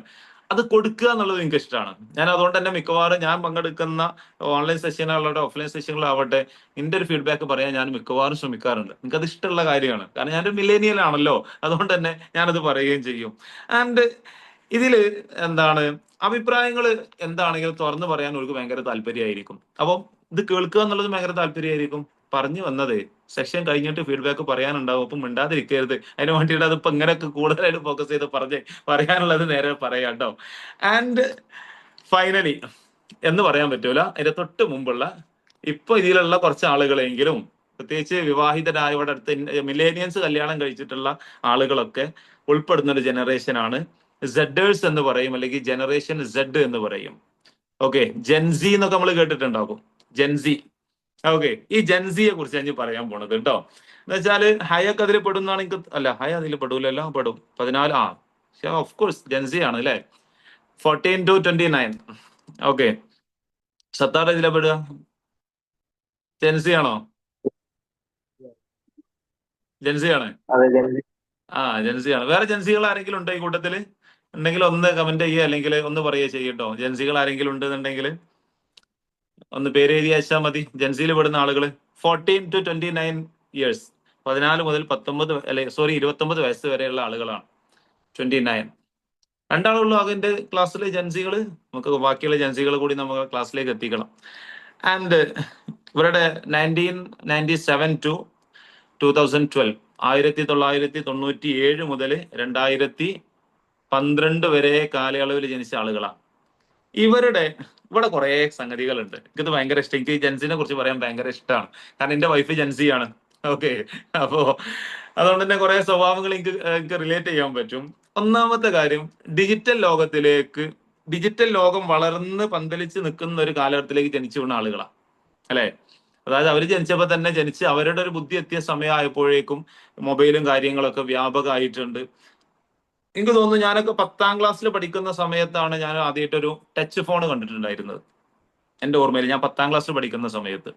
ഓക്കെ, 10ാം ക്ലാസ് തന്നെയാണ്, അല്ലെങ്കിൽ അതിന്റെ തൊട്ട് താഴെയുള്ള അല്ലെങ്കിൽ മേലെയുള്ള ക്ലാസ് ആയിരിക്കും. അതേസമയം ഇന്നത്തെ ഒരു കുട്ടിയോട് ടച്ച് ഫോൺ ഇല്ലാതെ ഞങ്ങൾ ഇങ്ങനെ മറ്റേ കീപാഡ് ഞെക്കിക്കാണ്ടിരുന്ന് മെസ്സേജ് അയക്കല് എന്ന് പറഞ്ഞാല് ഒന്ന് ആലോചിച്ച് നോക്കിക്കേ അവസ്ഥ എന്തായിരിക്കും എന്നുള്ളത്. അവർക്കത് വിശ്വസിക്കാൻ പോലും സാധിക്കൂല എന്നുള്ളതാണ്. എന്നുവെച്ചാൽ ഡിജിറ്റൽ ലോകത്തേക്ക് ജനിച്ചു വീണ ആളുകളാണ് ആര്, ജെൻസി എന്ന് പറയുന്നത്. ആൻഡ് അവര് സ്മാർട്ട് ഫോൺ ഉപയോഗിക്കുന്ന, സോഷ്യൽ മീഡിയ കംപ്ലീറ്റ് ആയിട്ടുള്ള അവരുടെ ജീവിതത്തിന്റെ ഒരു പാർട്ടാണ്, ലൈഫിന്റെ ഒരു പാർട്ടായിട്ടുള്ള ആളുകളാണ്. അവരെ സംബന്ധിച്ചിടത്തോളം ഇത് ഒഴിച്ചു നിർത്തിയിട്ടുള്ള ഒരു ലൈഫ് അവർക്ക് ചിന്തിക്കാൻ കഴിയൂല. ഓക്കെ, ഇതിലൊക്കെ യെസ്, സ്റ്റാർട്ട്സ് ഫ്രം 110. എനിക്കത് മനസ്സിലായില്ല, ആ സംഭവം മനസ്സിലായില്ല. ആ കമന്റ് 10ാം വയസ്സ് മുതൽ തുടങ്ങുകയാണ് എന്നുള്ളതാണോ? ആരൊരാൾ കമന്റ് ചെയ്തല്ലോ. ഞാൻ ഇവിടെയൊക്കെ തൊടുമ്പോ എന്തൊക്കെയോ ഞെങ്ങി പോകുന്നുണ്ട് കേട്ടോ, അതുകൊണ്ട് ഞാൻ കൂടുതൽ തൊടുന്നില്ല സ്ക്രീനില്. അപ്പോ ഇതില് എന്താണ്, സ്മാർട്ട് ഫോണ് ഞാൻ പറഞ്ഞല്ലോ, സ്മാർട്ട് ഫോണൊക്കെ ഇവര് ഭയങ്കരമായിട്ട് അത് അഡാപ്റ്റ് ചെയ്ത ആളുകളായതുകൊണ്ട് തന്നെ പെട്ടെന്ന് ഇൻഫർമേഷൻസ് അവർക്ക് കിട്ടും. വേഗം ഇൻഫർമേഷൻസ് കിട്ടുന്ന ആളുകളാണ്. അതായത് ഇൻസ്റ്റയില് അവര് ഫോളോ ചെയ്യുന്നത് മിക്കവാറും പെട്ടെന്ന് വിവരങ്ങൾ അറിയുന്ന കുറെ ആളുകൾ അവരെന്തായാലും ഫോളോ ചെയ്തിട്ടുണ്ടാകും. പണ്ട് മറ്റെന്താണ് ഡോക്ടർ ക്രോമോ അങ്ങനെ എന്തോ ഒരു ഐഡിയ ഉണ്ടായിരുന്നല്ലോ. യെസ്. ആൻഡ് ഇപ്പോ ഒരു എന്താണ് മല്ലു ട്രോൾ എന്നോ അങ്ങനെ എന്തോ ഒരു രൂപത്തിലേക്ക് എന്തോ പേര് മാറിയതോ അങ്ങനെ എന്തോ ഉണ്ട്. ഏതായാലും മൾട്ടി ടാസ്കിങ് ചെയ്യാൻ ഭയങ്കര മിടുക്കരായിരിക്കും. ഇപ്പം ഒരു കാര്യം ചെയ്യുന്നതിന്റെ ഇടയിൽ ഇപ്പൊ ഈ ഒരു ജെൻസി ഒക്കെ ആണെന്നുണ്ടെങ്കിൽ നമ്മൾ അവരോട് ഒരു കാര്യം പറയുമ്പോൾ അവർ വേറെ എന്തെങ്കിലും ജോലി ചെയ്യുകയാണെങ്കിൽ നമ്മൾ വിചാരിക്കണം അവർ നമ്മളെ ശ്രദ്ധിക്കുന്നില്ലല്ലോ എന്നാണെന്നുണ്ടെങ്കിൽ അങ്ങനെയല്ല, അവർ അവിടെയും ശ്രദ്ധിക്കുന്നുണ്ട്, ഈ കാര്യവും ചെയ്യുന്നുണ്ടാകും. മൾട്ടി ടാസ്കിങ് ചെയ്യാൻ ഒന്നുകൂടി എളുപ്പമുള്ള ആളുകളാണ്. അങ്ങനെ അല്ലാത്ത ആളുകളുണ്ട് കേട്ടോ. ഞാൻ പറഞ്ഞു എല്ലാത്തിന്റെ എക്സെപ്ഷൻ കേസ് ഉണ്ട്, ഞാൻ അങ്ങനെ അല്ലല്ലോ എന്ന് തോന്നുന്നുണ്ടെങ്കിൽ നിങ്ങൾ ആ എക്സെപ്ഷൻ കേസാണെന്ന് മനസ്സിലാക്കിയാൽ മതി. ആൻഡ് ഏറ്റവും ഇവർക്ക് ഇമ്പോർട്ടന്റ് ആയിട്ടുള്ള കാര്യം എന്താണെന്ന് വെച്ചാൽ പേഴ്സണൽ സ്പേസ് അല്ലെങ്കിൽ വ്യക്തി സ്വാതന്ത്ര്യം എന്ന് പറഞ്ഞത് ഇവരെ സംബന്ധിച്ചുള്ള അത്ര ഇമ്പോർട്ടന്റ് ആയിട്ടുള്ള കാര്യമാണ്. അത് അങ്ങേയറ്റം ആഗ്രഹിക്കുന്ന ആളുകളാണ്. എന്ന് വെച്ചാൽ ഒരു മെന്റൽ ഹെൽത്തിന് ഏറ്റവും ഇമ്പോർട്ടൻസ് കൊടുക്കുന്ന ആളുകളാണ്. എന്റെ വൈഫിനെ സംബന്ധിച്ചിടത്തോളം അവർക്ക് ഒരു മെന്റൽ പ്രോബ്ലം വരികയാണെന്ന്, ഒരു മെന്റൽ ഹെൽത്തിന് എന്തെങ്കിലും പ്രയാസം പറ്റുന്ന ഒരു ടെൻഷനോ കാര്യങ്ങളോ വരികയാണെന്നുണ്ടെങ്കിൽ അവളത് ഓപ്പൺ ആയിട്ട് പറയും, എന്നെ കൊണ്ട് സഹിക്കുന്നില്ല, ആ കാര്യം ചെയ്യാൻ പറ്റുന്നില്ല എന്നുള്ളത് പറയും. അതായത് മെന്റൽ ഹെൽത്ത്, അതേപോലെ തന്നെ ഒരു സെക്യൂർ ഫീൽ, സുരക്ഷിതത്വം, ഇതിനൊക്കെ ഭയങ്കരമായിട്ട് ഇമ്പോർട്ടൻസ് കൊടുക്കുന്ന ആളുകളാണ്. ആ കൊടുക്കുന്ന ആളുകളോട് അവർ വന്ന് നമ്മളോട് സങ്കടം പറയുന്ന നേരത്ത് ഇതെന്തിനാ അതെല്ലാം കൂടി കൊട്ടാൻ നിൽക്കുന്നത്, ഇതൊക്കെ എല്ലാവർക്കും ഉള്ള പ്രശ്നങ്ങളല്ലേ, പറയേണ്ടതില്ല. അവരാ പറയുന്നത് അങ്ങനെ കേട്ടിരുന്നാൽ മതി തന്നെ. ഓ, എന്റെ കുട്ടി കുറെ ഇടങ്ങാറാവുന്നുണ്ടല്ലേ എന്നൊന്ന് ചോദിച്ചാൽ മതി, ഒരു ഹാപ്പി ആയിക്കോളും. അവർക്ക് വേണ്ടത് ആകെ ഇയാളോട് പറഞ്ഞ അത് ഒരു സുരക്ഷിതത്വ ബോധം അവർക്ക് കിട്ടുന്നുണ്ടെങ്കിൽ അത് മതി. കുറേ നമ്മൾ വാഗ്ദാനം കൊടുക്കേണ്ട ആവശ്യമില്ല. അവരുടെ പ്രത്യേകത എന്താന്ന് വെച്ചാൽ അവരുടെ ആത്മാർത്ഥതയുള്ള സംഭാഷണമായിരിക്കും അവർക്ക് ഇഷ്ടം. കുറെ ഇങ്ങോട്ട് ഇതൊന്നും അവർക്ക് ആവശ്യമില്ല. റിയൽ ആയിട്ട് ആത്മാർത്ഥമായിട്ട് നമ്മൾ എന്ത് പറഞ്ഞാലും അത് അക്സെപ്റ്റബിൾ ആയിരിക്കും. അവരെ സംബന്ധിച്ചോളം അയാള് ജെന്യൂൻ ആണ് കേട്ടോ എന്നുള്ളൊരു ഫീൽ കിട്ടിക്കഴിഞ്ഞാൽ പെട്ടെന്ന് ക്ലോസ് ആവും. ഈ മിലേനിയൻസ് ജെൻസി ആണോ ഈ ആളുകളായിട്ട് പെട്ടെന്ന് ക്ലോസ് ആകും. ആത്മാർത്ഥമായിട്ട് റിയൽ ആയിട്ടാണ് അയാൾ റിയൽ ആണെന്ന് തോന്നിക്കഴിഞ്ഞാൽ പിന്നെ ഒരു കുഴപ്പം ഉണ്ടാകൂല. ആൻഡ് ഇവരുടെ അഭിപ്രായങ്ങൾ പരിഗണിക്കുക പറഞ്ഞാൽ അവർക്ക് ഭയങ്കര ഇഷ്ടമാണ്. അവരൊരു അഭിപ്രായം പറയുമ്പോൾ അത് കുഴപ്പമില്ല, നല്ല അഭിപ്രായമാണ് കേട്ടോ എന്ന് പറഞ്ഞു കഴിഞ്ഞാൽ പിന്നെ അയാളെ ജീവിതകാലം മറക്കൂല. അയാൾ ഇന്നെ പരിഗണിച്ചിട്ടുണ്ട് എന്നുള്ള ചിന്ത അവർക്ക് ഉണ്ടാകും. ഓക്കെ, ഇപ്പൊ സത്താർ ക്ലാസ്സിൽ നിന്ന് എന്തോ ഒരു അഭിപ്രായം പറഞ്ഞു. അപ്പൊ ഞാൻ പറയാണ് സത്താർ അടിപൊളിയിട്ട് അത് എനിക്ക് ഇഷ്ടപ്പെട്ടു കേട്ടോ എന്ന് പറഞ്ഞാല് ഓട്ടോമാറ്റിക്കലി സത്താർ അടുത്ത സെഷനിൽ ഈ ഇതിൽ കയറും. കാരണം അയാൾ സൂപ്പർ ആട്ടോ എന്ന് പറയും. ഞാനൊന്നും ചെയ്തിട്ടുണ്ടാവില്ല, ഞാൻ അത് മാത്രമേ പറഞ്ഞിട്ടുണ്ടാവുള്ളൂ. ബട്ട് സ്റ്റിൽ ആ കണക്ഷൻ ബിൽഡ് ചെയ്യാൻ കൊണ്ട് പറ്റും. അവരുടെ ഒരു അഭിപ്രായത്തിന് ഇതൊന്ന് പോയാടുന്നു അതിനെക്കാട്ടി എത്ര കാലം നല്ല ഐഡിയ ഉണ്ട് എന്ന് പറയുന്നതിന് പകരം അത് ഓക്കെയാണ്, പക്ഷെ ഇങ്ങനെ ചെയ്താൽ എങ്ങനെയുണ്ടാകും ആ കാര്യം അവരെയും കൂടി ഉൾപ്പെടുത്തിയിട്ട് നമ്മൾ സംസാരിക്കുമ്പോൾ അവരെ സംബന്ധിച്ചിടത്തോളം ഞാൻ അതിൽ ഇൻക്ലൂഡഡ് ആണ് എന്നുള്ള ഫീല് കിട്ടും.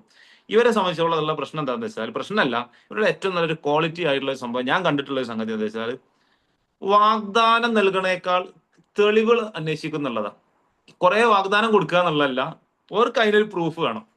ഞാൻ കുറെ വാഗ്ദാനം ചെയ്തു, ഓക്കെ, ഞാൻ കുറെ കാര്യങ്ങൾ ഞാൻ അതാക്കും ഇതാക്കും. എപ്പോ നമുക്ക് അവിടെ പോവാം, എപ്പോ നമുക്കത് വാങ്ങാം, എന്ന്? ഇത് ഇമ്പോർട്ടന്റ് ആണ്.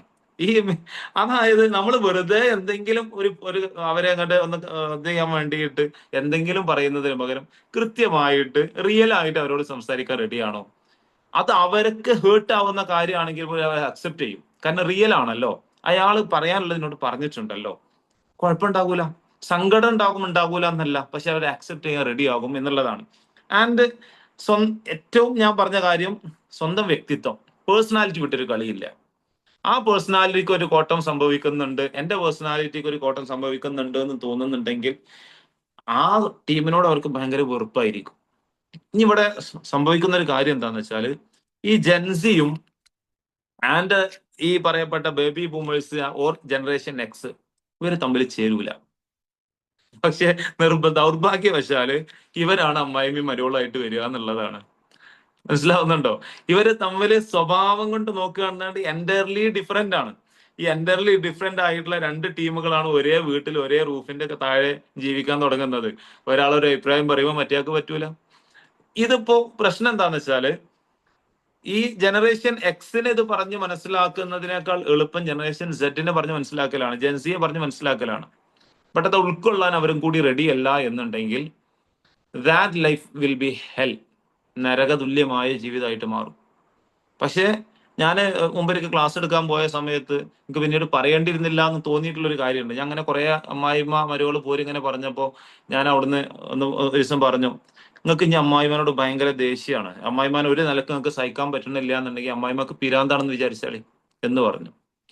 ഞാൻ അതങ്ങനെ പറഞ്ഞ സമയത്ത് ഒരു ഉമ്മ ഉണ്ട് അവിടെ ഇരുന്നാണ്ട് എന്റെ കണ്ണുക്ക് ഇങ്ങനെ നോക്കിയിട്ട് അവരുടെ മുഖത്ത് ഭയങ്കരമായിട്ടുള്ള ഒരു സങ്കടം നരച്ച് നിൽക്കുന്നുണ്ട്. ഞാൻ ആ പറഞ്ഞത് അവർക്ക് ഒരു പക്ഷെ എന്താ അയാൾ ഇങ്ങനെയൊക്കെ പറയുന്നു എന്നുള്ള തോന്നലാവാം. അതായത് നമുക്ക് ഒരു മാനസികമായിട്ടുള്ള ഒരു പ്രയാസമുള്ള ഒരാളാണെന്നുണ്ടെങ്കിൽ അവരോട് നമുക്ക് സഹതാപം മാത്രമേ ഉണ്ടാവുള്ളൂ. ഇനി ഇതും കൂടി ഞാൻ പറഞ്ഞത്, ഇതിന്റെ കൂടെ ഞാൻ ആഡ് ചെയ്തിട്ടില്ല എന്നുണ്ടെങ്കിൽ മോശമായി പോകും.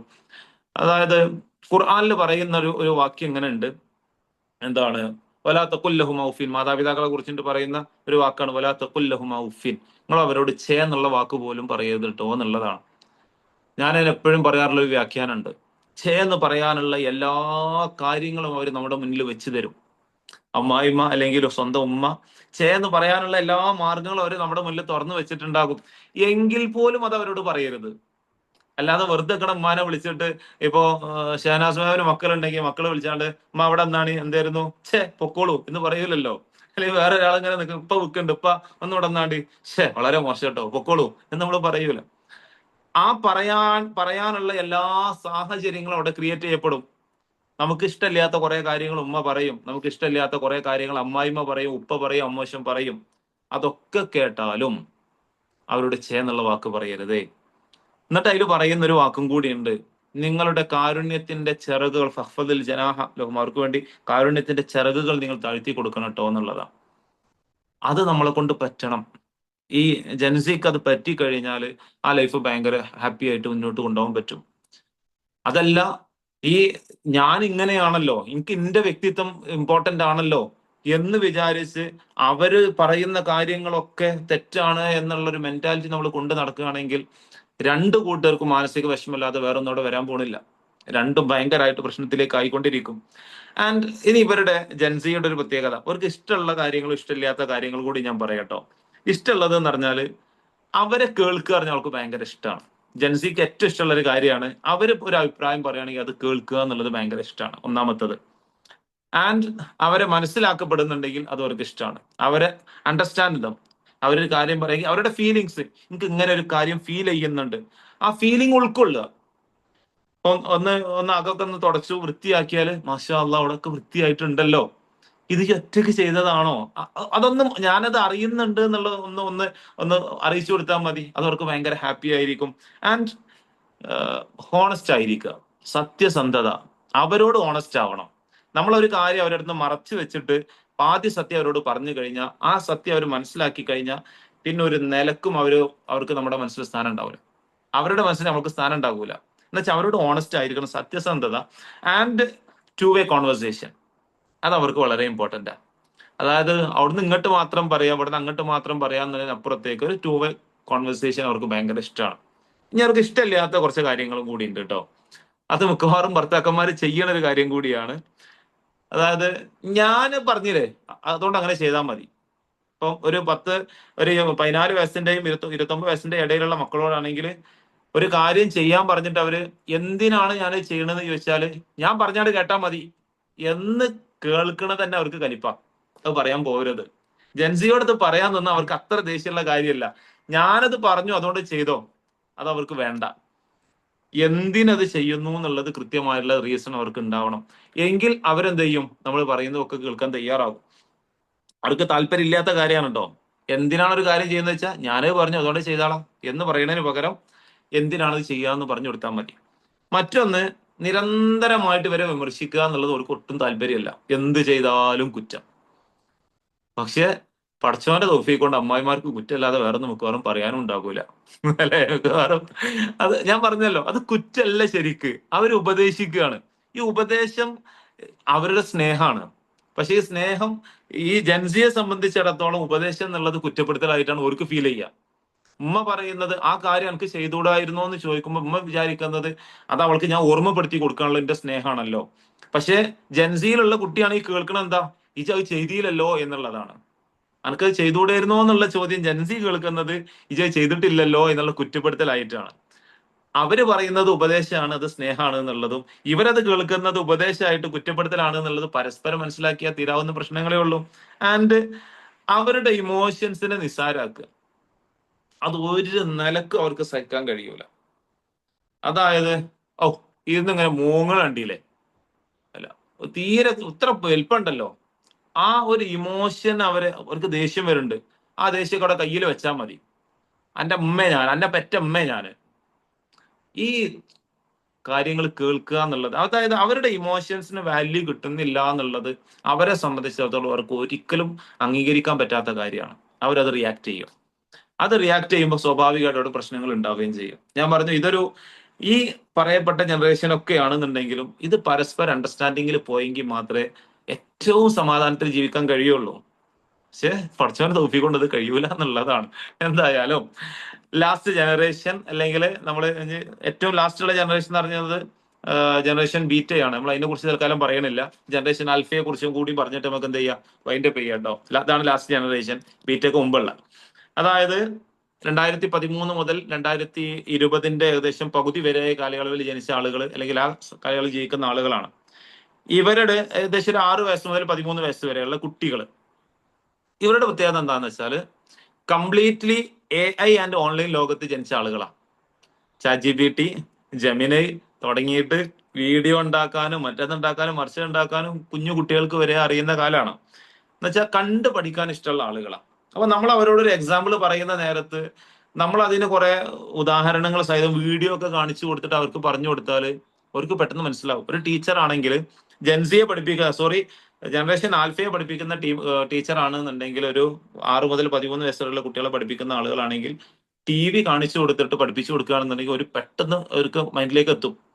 ആൻഡ് ചിത്രങ്ങള്, വീഡിയോസ്, ആനിമേഷൻസ് ഇതൊക്കെ കാണുക പറഞ്ഞാൽ അവർക്ക് ഭയങ്കര ഇഷ്ടമാണ്. പക്ഷെ അതിൽ കാണിക്കാൻ പാടില്ലാത്ത കുറെ ആനിമേഷൻസ് ഉണ്ട്, കാണാൻ പാടുള്ള ആനിമേഷൻസ് ഉണ്ട്. ഇപ്പം ടോം ആൻഡ് ജെറി ഒന്നും കുട്ടികൾക്ക് ഒരിക്കലും കാണിച്ചു കൊടുക്കാൻ പാടില്ല എന്നാണ്. കാരണം കുട്ടികൾ ഹൈപ്പർ ആക്റ്റീവ് ആയി പോകും. അതേപോലെ മാഷ ആൻഡ് ദ ബെയർ എന്ന് പറഞ്ഞാലുള്ള ഒരു ഇതുണ്ട്. യെസ്, അങ്ങനെയുള്ള കുറെ സാധനങ്ങളുണ്ട്. അത് നിങ്ങൾ ഇന്റർനെറ്റിൽ സെർച്ച് ചെയ്താൽ മതി. അത് വേറൊരു വിഷയമായിട്ട് തന്നെ കൈകാര്യം ചെയ്യേണ്ട കാര്യം അതുകൊണ്ട് ഞാൻ കൂടുതൽ ഡിസ്കസ് ചെയ്യുന്നില്ല. ആൻഡ് നിരന്തരം ചോദ്യം ചോദിച്ചുകൊണ്ടിരിക്കുന്ന ആളുകളായിരിക്കും ഇവര്. എന്ത് കാര്യം പറഞ്ഞാലും എന്താ അങ്ങനെ പറ്റി. ഇപ്പൊ എന്റെ മോനുണ്ട്, എന്റെ മോനെ ഇപ്പൊ തീരെ പെടൂല, അതിന്റെ കഴിഞ്ഞിട്ടുള്ളതാണ്. പക്ഷെ ഓൻ എന്ത് കാര്യമാണ് എന്താ ചോദിച്ചുകൊണ്ടിരിക്കും. അവരുടെ സ്വഭാവം അങ്ങനെയാണ്. ആൻഡ് മൾട്ടി ടാസ്കിങ് കാപ്പബിലിറ്റി ഭയങ്കര കൂടുതലാണ് അവർക്ക്. എന്നുവെച്ചാല് ശരിക്കും ശ്രദ്ധിച്ചോളി കേട്ടോ, നിങ്ങൾ പാരന്റ് ആണെന്നുണ്ടെങ്കിൽ നല്ലോണം ശ്രദ്ധിച്ചോളി. നമ്മൾ പറയുന്ന മുഴുവൻ കാര്യങ്ങളും അവർ കേൾക്കുന്നുണ്ട്, അറിയുന്നുണ്ട്. ഈവൻ അവരവിടെ കളിക്കാരം, ഒരു ഭയങ്കര കളിയിലേക്കാരം. നമ്മൾ വിചാരിക്കുമോ നമ്മൾ പറയുന്നൊന്നും അവർ കേൾക്കുന്നില്ല. ഉറക്കത്തിൽ പോലും നമ്മൾ ഉണ്ടാക്കുന്ന ശബ്ദങ്ങൾ പോലും അവരുടെ മെമ്മറിയിൽ സ്റ്റോർ ആവും. കാരണം അവരെ സംബന്ധിച്ചിടത്തോളം ഒരു കോൺഷ്യസ് മൈൻഡ് എന്ന് പറഞ്ഞ സംഗതി ഇല്ല. സബ് കോൺഷ്യസ് മൈൻഡാണ് അവർക്കുള്ളത്. ഈ സംഗതികളൊക്കെ സബ് കോൺഷ്യസ് മൈൻഡിലേക്ക് സ്റ്റോർ ആയി വരും. ചില കുട്ടികള് തെറി പറയുന്നത് കേൾക്കാം. ഓക്കെ, വീട്ടിൽ ഒരിക്കലും അവൻ കേൾക്കുക നമ്മൾ തെറി പറഞ്ഞിട്ടുണ്ടാകൂല. നമ്മൾ തന്നെ വിചാരിക്കും ഇവൻ എവിടുന്ന ഈ വാക്കൊക്കെ പഠിച്ചിട്ടുള്ളത് എന്നുള്ളത്. നമ്മൾ പറയാതെ ഓനോ വാക്ക് പറയൂല. ഉറങ്ങുന്ന സമയത്തായിരിക്കും നമ്മൾ പറഞ്ഞിട്ടുണ്ടാവുക, അല്ലെങ്കിൽ ഓനെ ശ്രദ്ധിക്കാത്ത സമയത്തായിരിക്കും നമ്മൾ പറഞ്ഞിട്ടുണ്ടാവുക. നമ്മളെ സംബന്ധിച്ചിടത്തോളം അവൻ നമ്മളെ കേൾക്കുന്നില്ലല്ലോ എന്നുള്ളതാണ്. ബട്ട് ടു ഹിം അല്ലെങ്കിൽ ടു ഹർ അത് മുഴുവൻ ഇവിടെ സ്റ്റോർഡ് ആണ്. ഈ സബ് കോൺഷ്യസ് മൈൻഡിൽ നിന്ന് ഈ സാധനം ഇങ്ങനെ ഇടക്ക് പുറത്തു വരും. ഇതെന്താ സാധനം എന്ന് വെച്ചാൽ പറഞ്ഞു കൊടുക്കാൻ കൂടി അവനക്ക് അറിയൂല. എന്നാളൊരു എന്റെ ക്ലാസ്സിൽ 1ാം ക്ലാസ്സിൽ പഠിക്കുന്ന ഒരു കുട്ടി വേറൊരു കുട്ടിയെ നോക്കിയിട്ട് പറയാൻ പാടില്ലാത്തൊരു വേർഡ് തെറിയായിട്ട് വിളിച്ചു. അപ്പൊ ഞാൻ അവനോട് ചോദിച്ചു, ഇത് എവിടുന്ന എനിക്ക് കിട്ടിയിട്ടുള്ളത്? അവൻ പറഞ്ഞു എനിക്ക് അറിയൂല. എന്നാലും കൂട്ടുകാരുടെ നിന്നാണോ? ഇല്ല, കൂട്ടുകാരൊന്നും ആരും അങ്ങനെ വിളിക്കാറില്ല. ഉമ്മച്ചിന്റെ അടുത്തുനിന്നാണോ? ഇല്ല. അപ്പച്ചിന്റെ അടുത്തുനിന്നാണോ? ഇല്ല. പക്ഷെ അവനക്ക് അത് അറിയാം. ആര് പഠിപ്പിച്ചു കൊടുത്തെന്ന് അവനക്ക് അറിയൂല. എന്നുവെച്ചാൽ അവന്റെ സബ് കോൺഷ്യസ് മൈൻഡിൽ അത് സേവ്ഡ് ആണ്. അപ്പൊ മക്കൾ ഉണ്ടെങ്കിൽ റസൂല് പറഞ്ഞൊരു കാര്യമുണ്ട്, 10 വയസ്സായാൽ നിർബന്ധമായിട്ട് മക്കളെ മാറ്റി കിടത്തണം എന്നാണ്. ആൻഡ് ഭാര്യ ഭർത്താവ് തമ്മിൽ സെക്ഷൽ ഇന്റർകോഴ്സിൽ ഏർപ്പെടുകയാണെങ്കിൽ ഒരു കാരണവശാലും മക്കളെ സൈഡിലേക്ക് ഇറക്കിയിട്ട് ചെയ്യാൻ പാടില്ല എന്നാണ്. മക്കളെ വേറെ ബെഡിലേക്ക് ഇറക്കി കിടത്തുക, നിലത്തേക്ക് ഇറക്കി കിടത്തുക. അതല്ല എന്നുണ്ടെങ്കിൽ അതൊരു മെന്റൽ ട്രോമയായിട്ട് അവരുടെ ഭാവി കാലങ്ങളിൽ അത് അവരെ ബാധിക്കുന്നുള്ളതാണ്. അതിനെക്കുറിച്ച് കുറെ കാര്യങ്ങൾ പറയാനുണ്ട് കേട്ടോ. ഈ അബ്യൂസ് എന്നുള്ളത് മറ്റേ പുറത്തുനിന്നുണ്ടാവുന്ന അബ്യൂസ് മാത്രമല്ല, ഇങ്ങനെയുള്ള കുറെ മെന്റൽ അബ്യൂസുകളും കുട്ടികൾക്ക് കിട്ടാനുണ്ട്. അത് ഭയങ്കര ഡേഞ്ചറാണ്. നമ്മൾ പോലും അറിയാതെ നമ്മുടെ കുട്ടിയുടെ ഉള്ളിലേക്ക് നമ്മൾ കുറെ പേടികൾ ഇട്ട് കൊടുക്കുന്നുണ്ട്. അത് ശ്രദ്ധിക്കണം. അത് പറയാനും വേണ്ടി നമുക്ക് ഇൻഷാ അല്ലാഹ് പിന്നീട് ഒരു ദിവസം തന്നെ നമുക്ക് അതിന് സെഷൻ വെച്ചിട്ട് നമുക്ക് അതിനെ കുറിച്ച് പറയാം. ആൻഡ് അവർക്ക് ഇപ്പം പേഴ്സൺ ടു പേഴ്സൺ ആയിട്ടുള്ള വ്യക്തിഗത കേന്ദ്രീകൃതമായിട്ടുള്ള പേഴ്സൺ സെൻട്രിക് ആയിട്ടുള്ള അറ്റൻഷൻ കൊടുക്കുക എന്നുള്ളത് ഭയങ്കര ഇഷ്ടമായിരിക്കും. എന്ന് വെച്ചാൽ ഇപ്പൊ നിങ്ങൾ ശ്രദ്ധിച്ചിട്ടുണ്ടോ അറിയൂല, ട്രെയിനിങ് പ്രോഗ്രാമുകളൊക്കെ ആണെങ്കിലും അതിൽ പ്രത്യേകം അവർ പറയുന്ന ഒരു കാര്യം കൂടിയുണ്ട്. അല്ലെങ്കിൽ മറ്റേ ട്യൂഷനൊക്കെ എടുക്കുമ്പോൾ ഒരു കുട്ടിക്ക് ഒരു അധ്യാപകൻ, അല്ലെ, ഒരു കുട്ടിക്ക് ഒരു അധ്യാപകൻ. അതായത് അത് ആ കുട്ടിയെ സംബന്ധിച്ചിടത്തോളം ഓനൊരു പേഴ്സണൽ അറ്റൻഷൻ കിട്ടുക എന്നുള്ളത് ഓനക്ക് ഭയങ്കര താല്പര്യമാണ്.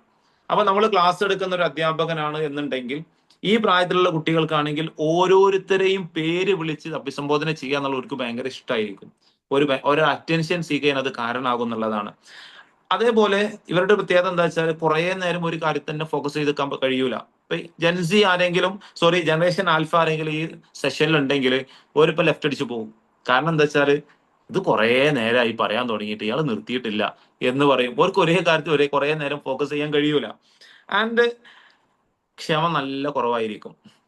ഒരു കാര്യം ഓരോരുത്തർ ഒന്ന് കുറച്ചു നേരം അടങ്ങിയിരിക്ക് എന്ന് പറഞ്ഞിട്ട് കാര്യമില്ല, അത് അവരെ കൊണ്ട് കഴിയൂല.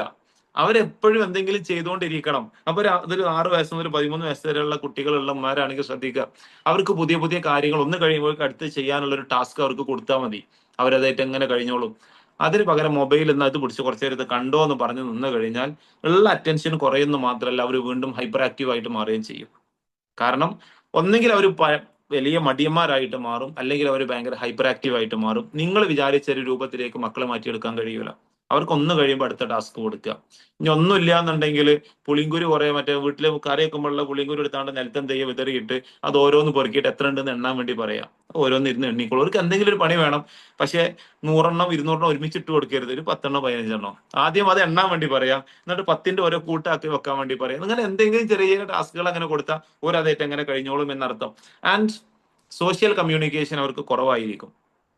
സോഷ്യൽ കമ്മ്യൂണിക്കേഷൻ കാരണം ഇന്റർനെറ്റിലാണ് കൂടുതൽ ടൈം ഉണ്ടാവുക.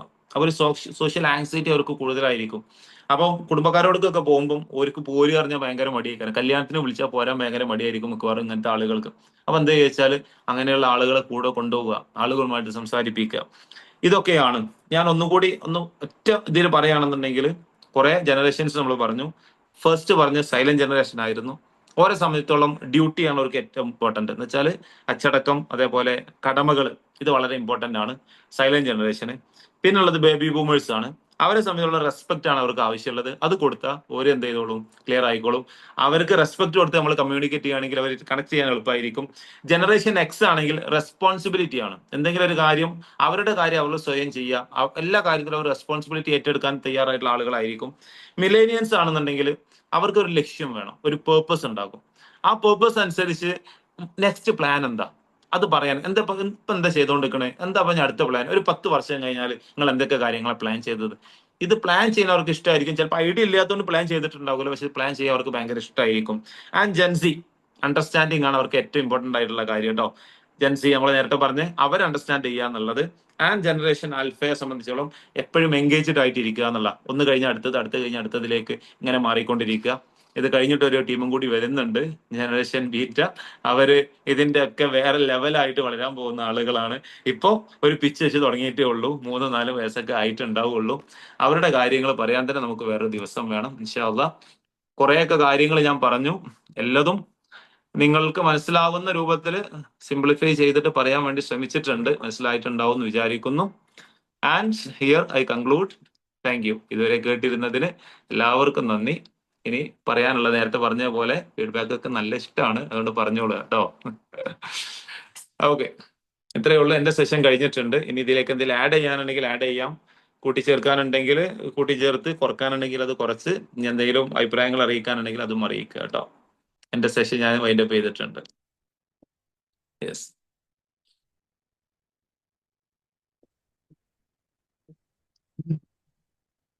ശ്രീ വർഷ മാം പറഞ്ഞോളൂ. എല്ലാ പ്രാവശ്യത്തെ പോലെ ഈ പ്രാവശ്യം എനിക്ക് എന്റെ കൊച്ചിന് ഈ ജനറേഷൻസ് കേൾക്കാൻ ഭയങ്കര ഇഷ്ടമാണ്. സെഷൻ അതാണ് ഞാൻ ഇന്ന് വീഡിയോ ഓഫ് ചെയ്തിരുന്നേ. He was like very interested and you know he was like അവനും കൂടി ഇന്ന് സെഷൻ ജോയിൻ ചെയ്തായിരുന്നു. അപ്പൊ അവൻ എന്നോട് കുറെ കാര്യങ്ങൾ പറയായിരുന്നു. എനിക്ക് കുറെ ഫീച്ചേഴ്സ് മിലീനിയൻസിന്റെയും ജനറേഷൻ സെറ്റിന്റെ കുറെ ലൈക്ക് ഒരു കോമ്പിനേഷൻ ഉണ്ട്. ബിക്കോസ് ഞാൻ ഹൈദരാബാദിൽ ജനിച്ചു വളർന്ന് ഇങ്ങോട്ട് വന്നപ്പോഴത്തേക്ക് ആ ഒരു ഡിഫറൻസിയേഷനിൽ like more like a gen Z person but a millennial kid. ഇതിന്റെ ഒരു കോൺട്രാസ്റ്റ് കോമ്പിനേഷൻ ഉണ്ട്. ആൻഡ് സോഡിയാക് സൈൻ വൈസും അങ്ങനെ തന്നെയാ. Capricorn and an Aquarius. So ആ ഒരു തിങ് എല്ലായിടത്തും എനിക്കൊരു കൺഫ്യൂഷൻ ഉണ്ട്. അപ്പോ ഹി വാസ് ലൈക്ക് യുനോ ചോദിക്കായിരുന്നു, മറ്റ് കുറെ കാര്യങ്ങൾ ജനറേഷൻ എക്സിന്റെ എനിക്കുണ്ടല്ലോ എന്നൊക്കെ. അപ്പോ ഇത് ഇപ്പൊ ജെൻസി ടേംസ് ഉണ്ടല്ലോ, ഈ ആൽഫമാരുടെ സിറ്റുവേഷൻസ്, നാനോഷിപ്പ് അങ്ങനത്തെ ഷിപ്സ് പോലെ we knew they all existed. But ഇത്രയ്ക്ക് ഒരു തിങ്സ് ഉണ്ട് റിലേഷൻഷിപ്സിൽ ഡിസ്റ്റർബൻസസ് വരുന്നത് ഈ കാരണം കൊണ്ടാണ് ഈ സെഷനിൽ നിന്നാണ് ഒരു അവയർനെസ് ഉണ്ടായേ. Thank you so much sir. Thank you. It's good listening to you always. Okay, thank you. Thank you. എനിക്ക് പറയണോ? Okay. Hi. Good section അല്ലേ? Nice section. Oh, thank you. What's your name? Huh? What's your name? Aryan. Anil. Aryan. Oh. Okay, Aryan okay. Okay, nice name. Okay. Okay, who is next?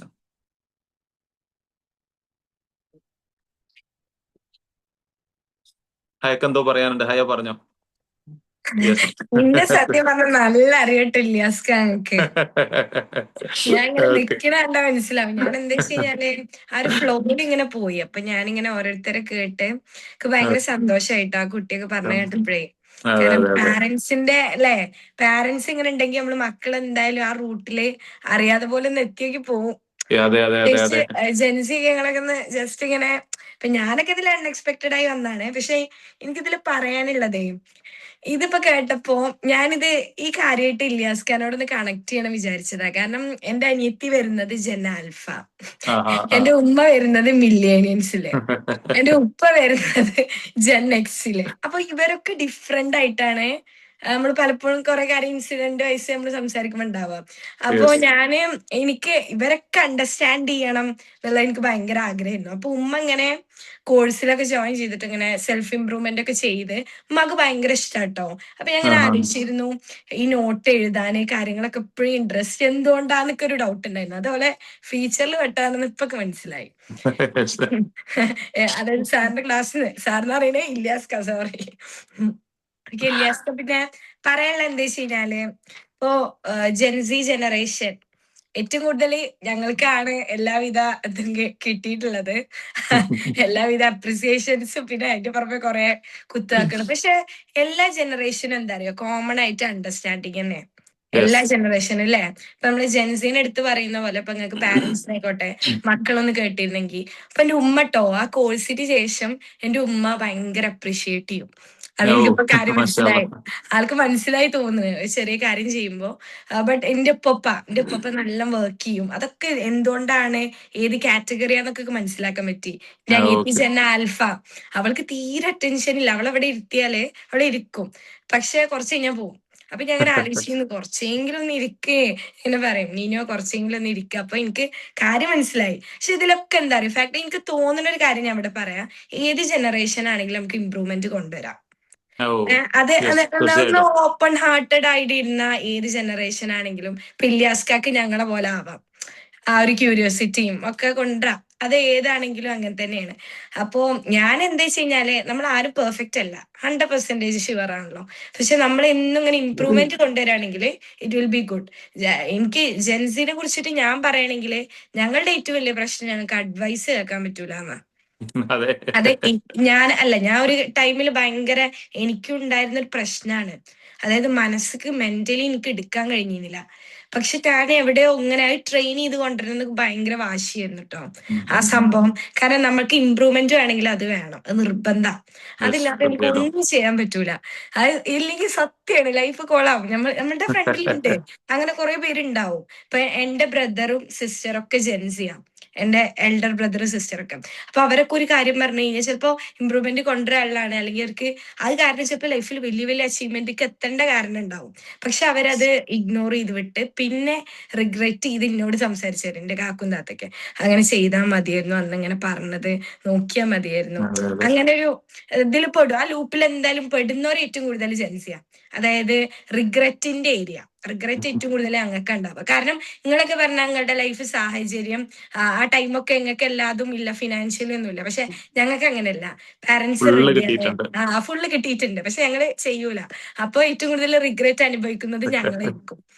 ശരിയാ. അപ്പൊ ഇല്യാസ് ഖാന്റെ feedback കേട്ടിട്ടാണ് സത്യം പറഞ്ഞാൽ ഞാൻ Ilyas Khan fan ആവുന്നത്. Okay.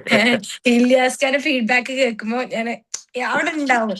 ഞാനിങ്ങനെ എനിക്ക് പറയണമെന്നുണ്ടായിരുന്നു നിങ്ങളോട് പേഴ്സണലി, ഇങ്ങനെ ഒരു ക്ലാസ് തുടങ്ങിക്കൂടെ, ഭയങ്കര രസമാണ്. പക്ഷെ ഞാൻ പറഞ്ഞിട്ടില്ല, ആ കാരണം ആ ആ ഞാൻ ഇതുവരെ അങ്ങനെ ഡയറക്റ്റ് ആയിട്ട് കോൺവെർസേഷൻ വെക്കാനുള്ള ഒരു ചാൻസ് ഇല്ല ഇല്ല. കിട്ടിയില്ല, ചെയ്തിട്ടില്ല.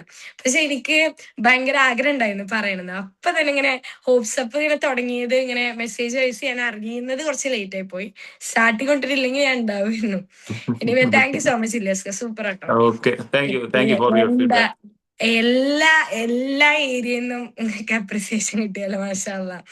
ചെറിയ കുട്ടി, എല്ലാ ജനറേഷനും അല്ലെ, ജെൻസി ഇവിടെ ഇരിക്കുന്നവരൊക്കെ മാഷാ അല്ലാ എല്ലാരും ഭയങ്കര ഹാപ്പി ആയിരിക്കും. ഷുവർ ആയിട്ടും. ഞാനൊരു ബുക്കൊക്കെ വെച്ചിട്ടാണ് ഇരിക്കുക. പക്ഷെ എന്റെ ഒരു ഡൗട്ട് ഞാനൊന്ന് ചോദിക്കട്ടെ, നമ്മൾ എല്ലാ ജനറേഷനും മിക്സ് ആയി നമുക്ക് കിട്ടുമോ? Of course. ഇപ്പൊ ഞാൻ എന്നെ കുറിച്ച് മനസ്സിലാക്കിയിട്ടുള്ളത് അങ്ങനെയാണ്. എനിക്ക് എല്ലാ ജനറേഷനും മിക്സ് ആക്കി കിട്ടിയ ഒരാളാണ്. അതായത് എനിക്ക് പ്രായമുള്ള ഒരാളെ കൂടെ ഇരുന്ന് കഴിഞ്ഞാല് അവര് എന്നോട് സംസാരിക്കാറുണ്ട്, ഞാൻ അവരെ കേട്ടിരിക്കാറുണ്ട്, ഞാൻ അവർക്ക് ഏറ്റവും റെസ്പെക്ട് കൊടുക്കുന്ന ആളാണ്. അതേപോലെ റെസ്പെക്ട് കിട്ടണമെന്ന് ചിലപ്പോഴൊക്കെ ചില സ്ഥലങ്ങളിൽ റെസ്പെക്റ്റിന് വളരെ വളരെ പ്രാധാന്യം കൊടുക്കുന്ന ഒരാളാണ്. ആൻഡ് ബേബി ബോയ്സിലുള്ളൊരു കാര്യം, അതായത് ഒരു വർക്ക് ഏറ്റെടുത്ത് കഴിഞ്ഞാൽ അത് ഫുള്ളായിട്ട് കംപ്ലീറ്റ് ചെയ്യുക എന്നുള്ള താല്പര്യമുള്ള ആളാണ്. വർക്കോളിക് ആയിട്ടുള്ള കുറെ, അതായത് ബഹുമാനം, മര്യാദ, ഇതിന് വളരെ വാല്യൂ കൊടുക്കുന്ന ആളാണ്. ആൻഡ് ജനറേഷൻ എക്സിന്റെ കാര്യം നോക്കുകയാണെന്നുണ്ടെങ്കിൽ ഇപ്പം പ്രൈവസി മാറ്റേഴ്സ്, പ്രൈവസി എനിക്ക് ഭയങ്കരമായിട്ട് ഇമ്പോർട്ടൻ്റ് ആയിട്ടുള്ള ഒരു കാര്യമാണ്. ആൻഡ് ഒരു മാറ്റങ്ങളോട് എനിക്ക് പെട്ടെന്ന് അഡാപ്റ്റ് ചെയ്യാൻ പറ്റും. ഒരു മാറ്റം വന്നു കഴിഞ്ഞാൽ, ആൻഡ് ജനറേഷൻ വൈൻ്റെ മില്ലേനിയൽസ് പിന്നെ ഏറെക്കുറെ സ്വഭാവങ്ങൾ എനിക്കുണ്ട്. ആൻഡ് ജനറേഷൻ സി അതിലും കുറെ കാര്യങ്ങൾ ഒക്കെ അഡാപ്റ്റ് ചെയ്തിട്ടുള്ള ഒരാളാണ് ഞാനെന്ന് എനിക്ക് സ്വയം തോന്നിയിട്ടുണ്ട്. അതുകൊണ്ടായിരിക്കും എനിക്ക് എല്ലാവരോടും കമ്മ്യൂണിക്കേറ്റ് ചെയ്യാൻ കൂടി എളുപ്പമാണ്. ഞാൻ 1ാം ക്ലാസ്സിൽ പഠിപ്പിക്കുന്നുണ്ട്, അതേ ഞാൻ +2ലും പഠിപ്പിക്കുന്നുണ്ട് മദ്രസയിൽ. അപ്പൊ എനിക്ക് രണ്ട് ടീമിനോടും സംസാരിക്കാൻ എനിക്ക് ഭയങ്കര എളുപ്പമാണ്. എനിക്ക് ഓരോ എല്ലാവരും സ്വഭാവമുണ്ട്. 1ാം ക്ലാസ്സിൽ കുട്ടികളെത്തുമ്പോൾ ഞാൻ ഓരോ സ്വഭാവമാകും. അപ്പൊ ഞാൻ എനിക്ക് ചാടി കളിക്കാനും ഓരോ കൂടെ കഥ പറയാനും ഒക്കെ ഭയങ്കര ഇഷ്ടമാണ്. അതേ സമയത്ത് ഞാൻ +2കാരോട് സംസാരിക്കുമ്പോൾ ഈ കാര്യങ്ങളൊക്കെ ഞാൻ അവരോട് ഷെയർ ചെയ്യാറുണ്ട്. അപ്പൊ അതെല്ലാവരും എല്ലാതും കിട്ടുന്നത് മാത്രമല്ല, നമുക്കത് കുറെ എണ്ണം, നമുക്ക് ഇഷ്ടമുള്ളത് കുറെ എണ്ണം അഡാപ്റ്റ് ചെയ്യാനും നമ്മളെ കൊണ്ട് പറ്റും. ഞാൻ ഈ പറഞ്ഞ പോലെ ഓരോ സാഹചര്യത്തിനനുസരിച്ച് ആ ഒരു വ്യക്തിത്വത്തിലേക്ക് മാറാനും നമ്മളെ കൊണ്ട് പറ്റും. അങ്ങനെ മാറാൻ നമുക്ക് കഴിയുകയാണെന്നുണ്ടെങ്കിൽ ഒന്നുകൂടി എളുപ്പമാണ്. ആളുകളായിട്ട് കമ്മ്യൂണിക്കേറ്റ് ചെയ്യാനും ആളുകൾക്ക് നമ്മളായിട്ട് കണക്ട് ചെയ്യാനൊക്കെ ഭയങ്കര എളുപ്പമായിരിക്കും. ഇപ്പോൾ ഹയക്ക് ഞാനുമായിട്ടുള്ള ഒരു കോൺവെർസേഷൻ എളുപ്പമായതുപോലെ തന്നെ ഇപ്പൊ എന്നേക്കാൾ മുതിർന്ന ഒരാൾക്ക് എന്നോട് കോൺവെർസേഷൻ എളുപ്പമായിരിക്കും. എന്ന് വെച്ചാൽ ഞാൻ ആ സമയത്ത് എനിക്ക് അവരുടെ പെർസ്പെക്റ്റീവ് എന്താണെന്ന് എനിക്ക് മനസ്സിലാകും എന്നുള്ളതുകൊണ്ടാണ്. അപ്പൊ ഏറ്റവും വളരെ ഹയ പറഞ്ഞ പോലെ തന്നെ ഇതിൽ ഏറ്റവും പ്രധാനമായിട്ടുള്ള കാര്യം അണ്ടർസ്റ്റാൻഡിങ് ആണ്. ഇവരൊക്കെ എങ്ങനെയാണ് എന്ന് അണ്ടർസ്റ്റാൻഡ് ചെയ്ത് വെച്ചാൽ പിന്നെ ബാക്കിയുള്ള ഒക്കെ എളുപ്പമാണ്. പിന്നെ ഓരെന്ത് പറഞ്ഞു, എനിക്ക് ഞാൻ സത്യം പറയാലോ, ഞാൻ മുമ്പ് പലവട്ടം പറഞ്ഞിട്ടുള്ള കാര്യമാണ്. എനിക്ക് എന്റെ ലൈഫിൽ ഞാൻ ഏറ്റവും കൂടുതൽ അച്ചീവ് ചെയ്ത ഒരു കാര്യം, അല്ലെങ്കിൽ എനിക്ക് സന്തോഷത്തോടെ പറയാൻ പറ്റുന്ന കാര്യം, എനിക്കൊരു മനുഷ്യനോട് വെറുപ്പില്ല എന്നുള്ളതാണ്. ഇന്നെ ചീത്ത പറഞ്ഞ ആളുകളുണ്ട്, ഇന്നെ തെറി പറഞ്ഞ ആളുകളുണ്ട്, ഇന്നെ പല രൂപത്തിൽ എന്നെ വേദനിപ്പിച്ച ആളുകളുണ്ട്. പക്ഷെ എനിക്ക് അവരോടൊന്നും ദേഷ്യമില്ല. ദേഷ്യമില്ല എന്ന് മാത്രമല്ല, എനിക്ക് അവരോടൊക്കെ ഭയങ്കര സ്നേഹം മാത്രമേ ഉള്ളൂ. അത്രേ ഉള്ളൂ. അത് മനസ്സിലാണ്ട് സൂക്ഷിച്ചാൽ മതി. എന്നാൽ പിന്നെ ഒരു കുഴപ്പമില്ല. ഒരു മനുഷ്യനോടും വെറുപ്പില്ലാതെ ജീവിക്കുക എന്നതിനേക്കാൾ രസകരമായ സംഗതി വേറെ ഏതുമില്ല. അത് പ്രത്യേകിച്ച് എല്ലാവരും, പ്രത്യേകിച്ച് ഈ കല്യാണം കഴിഞ്ഞൊക്കെ പോകുമ്പോൾ ഉള്ള കുറെ പ്രശ്നങ്ങൾ ഉണ്ടാകുമ്പോഴൊക്കെ അവരങ്ങനെയാണ് നമ്മൾ അക്സെപ്റ്റ് ചെയ്ത് കഴിഞ്ഞാൽ പിന്നെ നമുക്ക് അതോടെ അഡ്ജസ്റ്റ് ചെയ്യാൻ എളുപ്പമായിരിക്കും. അഡ്ജസ്റ്റ്മെന്റ് എന്നുള്ളതിന് പകരം ഒരു അണ്ടർസ്റ്റാൻഡ് ചെയ്യാൻ പറ്റിയാൽ മതി. ഇൻഷാ അള്ളാ. ഇല്യാസ്ക്ക് ഒരു ചെറിയൊരു കാര്യം കൂടി ആഡ് ആ ചെയ്യാനുണ്ട് കേട്ടോ. ഞാനിപ്പോ ഇതിങ്ങനെ പറഞ്ഞപ്പോ കിട്ടിയതാണ്.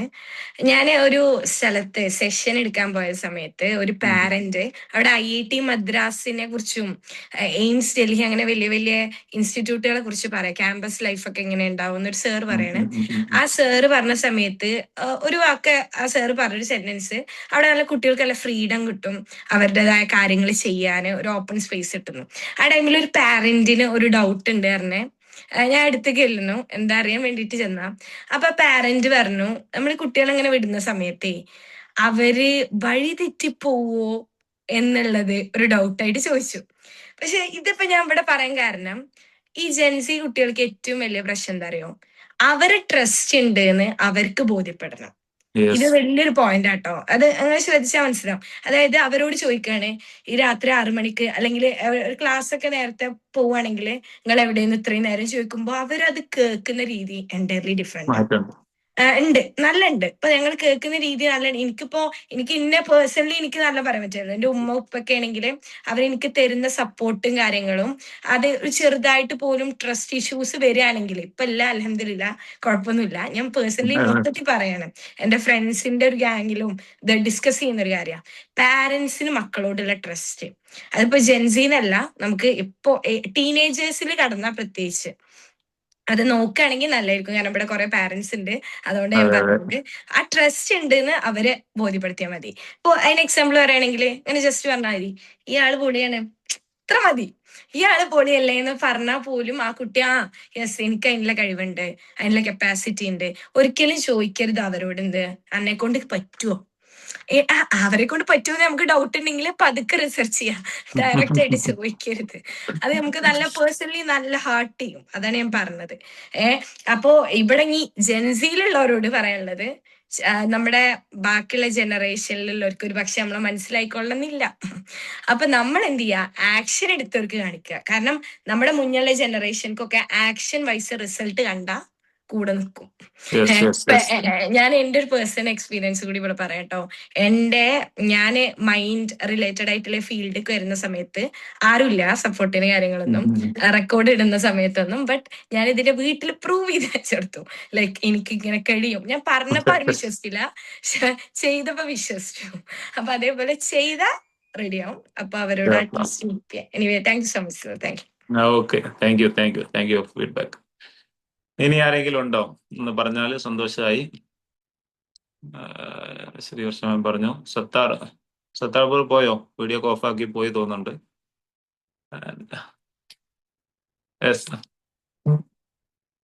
എന്തെങ്കിലും പറയാൻ ആഡ് ചെയ്യാനുണ്ടോ? വോയിസ് ഒന്ന് ഇതാക്കി. യെസ്. ഞാൻ ഒരു അവിചാരിതമായിട്ട് എത്തിപ്പെട്ടതാണ്. അതിന്റെ സ്റ്റോറി കണ്ട് ഞാൻ വെറുതെ ഒന്ന് കയറി നോക്കി, അങ്ങനെ ഗ്രൂപ്പിൽ ആഡ് ആയി. വെറുതെ ഇങ്ങനെ ഞാൻ ഈ ഹിജറിന്റെ പോസ്റ്ററുകൾ നോക്കി നിൽക്കുന്ന സമയത്ത് ഇങ്ങനെ ഗ്രൂപ്പിൽ മെസ്സേജ് വന്നപ്പോ വെറുതെ ഒന്ന് കയറി നോക്കിയതാണ് എന്താണ് ഈ സംഭവം മനസ്സിലാവാൻ വേണ്ടി. അങ്ങനെ കയറി നോക്കി. അങ്ങനെ കുറെ നേരം വളരെ നല്ല രീതിയിൽ തന്നെ ഭയങ്കരമായിട്ട് നമുക്ക് ഗ്രാസ്പ് ചെയ്യാൻ പറ്റി കാര്യങ്ങളൊക്കെ. പ്രത്യേകിച്ച് നമ്മളെ ഒരു ജനറേഷനെ പറ്റി പറയുമ്പോൾ നമ്മള് മൾട്ടി ടാസ്ക് ചെയ്യുന്ന ആ കാര്യങ്ങളൊക്കെ പറഞ്ഞു. ആ സമയത്ത് ഞാനിവിടെ മിനിമൈസ് ചെയ്താണ്ട് വാട്സപ്പ് സ്റ്റാറ്റസ് നോക്കിയായിരുന്നു. ഞാനിപ്പോ ഒരു ഉസ്താദ് വാർത്ത ഉസ്താദിനെ പോലെ തന്നെ എനിക്ക് 2ാം ക്ലാസ് ഉണ്ട്, 5ാം ക്ലാസ് ഉണ്ട്, 9ാം ക്ലാസ് ഉണ്ട്. അപ്പം ഈ ടീമിനോടും നമ്മൾ കമ്മ്യൂണിക്കേറ്റ് ചെയ്യുന്ന രീതി തന്നെ ഫുള്ള് എൻ്റെ ഡിഫറെന്റ് ആണ്. 9ാം ക്ലാസ് പറയുമ്പോൾ വലിയ ജൻസി ആണെങ്കിലും അവരോട് നമ്മൾ ഒരു വേറെ ലെവലിൽ നിൽക്കണം. അവര് നമുക്ക് വലിയ ശല്യങ്ങളോ കാര്യങ്ങളോ ഒന്നും ചെയ്യൂല. നമ്മൾ അവര് ഫ്രണ്ട്ലി രൂപത്തിൽ കൊണ്ടുപോകുന്നു. ഇത്ര കാലത്ത് ഞാൻ അവരോട് ഒരു മോശമായിട്ട് അവരോട് ചീത്ത പറയേണ്ട സാഹചര്യങ്ങൾ ഉണ്ടെങ്കിൽ പോലും അവരോട് ചീത്ത പറഞ്ഞിട്ടില്ല, അടിച്ചിട്ടില്ല. അപ്പൊ അവർക്ക് അതൊക്കെ വലിയ അവർക്കത് ഇപ്പൊ മദ്രസ നമുക്കറിയാം, രാവിലത്തെ മദ്രസ പറയുമ്പോ 6 മണിക്ക് തുടങ്ങും. ചില കുട്ടികൾ 6:30 വരും, ചില കുട്ടി 7 മണിക്ക് വരും. അവരോട് പോലും നമ്മൾ മുഖം കറപ്പിക്കാതെ അവരെ ക്ലാസ്സിൽ എടുക്കുമ്പോ അവർക്ക് വീണ്ടും സുബഹിക്ക് മദ്രസയിൽ വരുന്ന കുട്ടികളുടെ ഒരു മാനസികാവസ്ഥ മനസ്സിലാവും. ഉറക്കച്ചടപ്പ്. നമ്മളെ ഒരു മുഖം കറപ്പിക്കാതെ അവരെ വീണ്ടും ക്ലാസ്സിൽ ഇരുത്തുമ്പോൾ അവരെ നമ്മൾ ചേർത്ത് പിടിക്കുന്നുണ്ട് എന്നുള്ള ഒരു ഇതില് അവരെന്നെ വീണ്ടും ഒന്ന് പറയും, ഞാൻ ഇങ്ങനെ അറിയാതെ ഉറങ്ങിപ്പോയതാ, ഇനി നാളെ മുതൽ ഞാൻ നേരത്തെ വരട്ടോ എന്ന് പറയുമ്പോൾ നമുക്ക് വലിയൊരു സന്തോഷം. അതുപോലെ 5ാം ക്ലാസ്സിൽ ഭയങ്കര ഹൈപ്പറായിട്ടുള്ള കുട്ടികളായിരിക്കും. അത് പറഞ്ഞാൽ തന്നെ ടാസ്ക് കൊടുത്താല് അവര് അതിലോട്ട് മുഴുകാണ്. നമ്മളിപ്പോ ഖുർആനൊക്കെ എടുത്താൽ തജ്വീദിലെ ഒരു നിയമം, നിങ്ങൾ ഈ ഒരു ഇതാണ് നിങ്ങൾ എവിടെയെങ്കിലും കണ്ടെത്തി വരികയെന്ന് പറയുമ്പോ ഏറ്റവും ഖത്തറ കളിക്കുന്ന കുട്ടി ഓടി വന്നാണ്ട് കാണിച്ചു തരും. അതേപോലെ 2ാം ക്ലാസ്സിലാകുമ്പോ അവര് വേറൊരു വൈബാണ്. അവർ ചിലപ്പോ നമ്മള് ക്ലാസ് എടുക്കുമ്പോ വേറെ കാര്യങ്ങളൊക്കെ ചോദിച്ചാൽ വരും, അങ്ങനെ ഓരോന്നും ചോദിച്ചാൽ അവരെ വീട്ടിലെ കോഴി മുട്ടയിട്ടതും അതേപോലെ ആട് പ്രസവിച്ചതൊക്കെ പറയാനുണ്ടാവും. നമ്മള് കൃത്യമായിട്ട് കഥ പറയും. അങ്ങനെയുള്ള ഇതൊക്കെ നമുക്ക് മനസ്സിലാക്കാൻ പറ്റി. പിന്നെ നേരത്തെ പറഞ്ഞ പോലെ തന്നെ എല്ലാം അണ്ടർസ്റ്റാൻഡിങ് ആണ്. നമ്മള് സംസാരിക്കുമ്പോഴും അതുപോലെ തന്നെ ആരോട് സംസാരിക്കുമ്പോഴും നമ്മള് ഞാനുള്ള ഒരു ഭാവത്തിൽ നിന്ന് മാറി നമ്മള് അതാണ് ഏറ്റവും വലിയൊരു നെഗറ്റീവ്.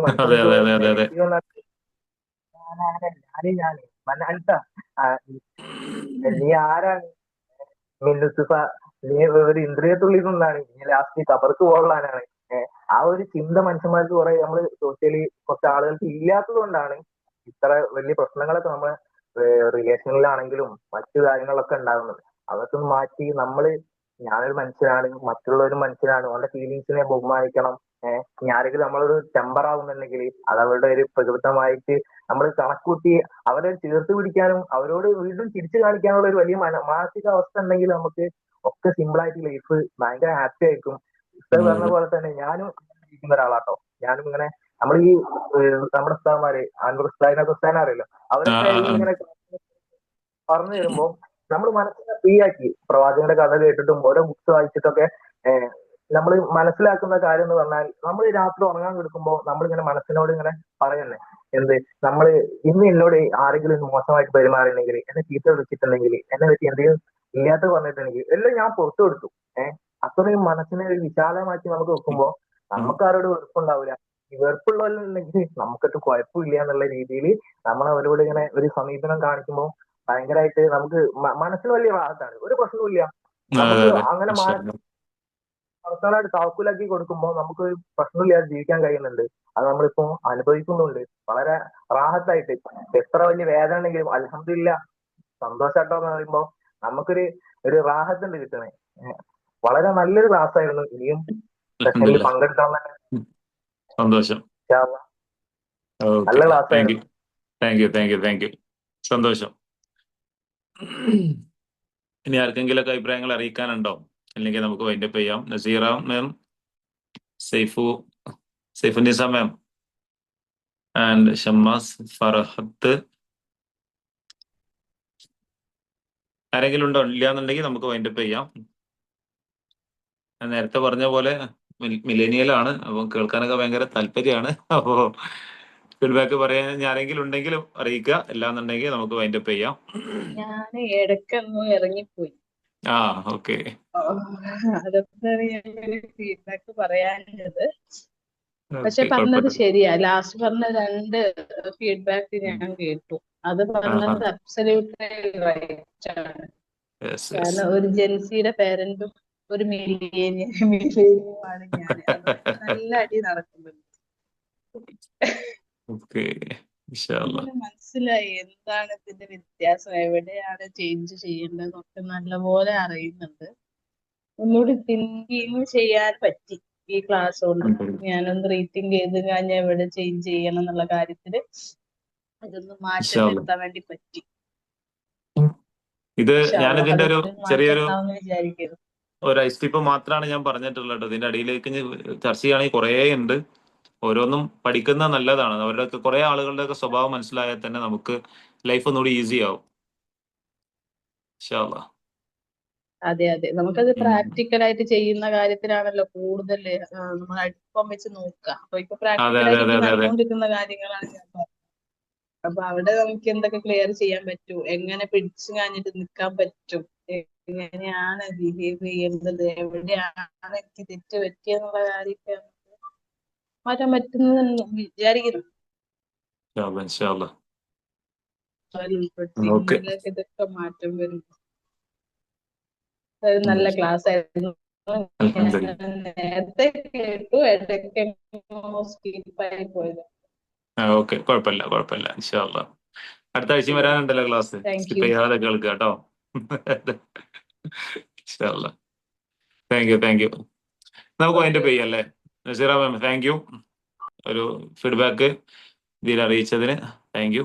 ഇനി ആരെങ്കിലും ഉണ്ടെങ്കിൽ ഇല്ലല്ലോ, നമുക്കൊന്നാ പെയ്യല്ലേ. മാഷാഅല്ലാ സൂപ്പർ സെക്ഷൻ ആയിരുന്നു. ഒരു റീവാച്ചിങ് സെക്ഷൻ ആയിട്ട് തോന്നി കേട്ടോ. സത്യം പറഞ്ഞാല് എന്നോട് റെക്കോർഡ് കേൾക്കണോന്ന് തോന്നും ഒരു സെക്ഷന്.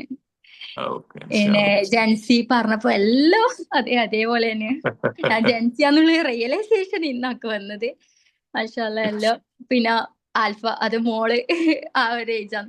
അപ്പോ മോള് ഈ സെക്ഷൻ ക്ലാസ് എടുക്കുമ്പോൾ തന്നെ സാറ് ചോദിക്കുന്നുണ്ടല്ലോ, എന്താ പറയാ ബോറടിക്കുന്നുണ്ടോന്ന്. അപ്പൊ ആള് പറയുന്നുണ്ട് ബോറടിക്കുന്നത് ബോറടിക്കുന്നത്. സാറ് പറഞ്ഞ ആ ഒരു ഇതൊക്കെ മനസ്സിലായി. ആൽഫ ഉണ്ടെങ്കിൽ ഇപ്പൊ ഇത്ര ക്ലാസ് കട്ട് ചെയ്തിട്ട് പോകും. ഭയങ്കരമായിട്ട് കണക്ട് ചെയ്ത് മാഷാഅല്ലാ സൂപ്പർ സെക്ഷൻ ആയിരുന്നു.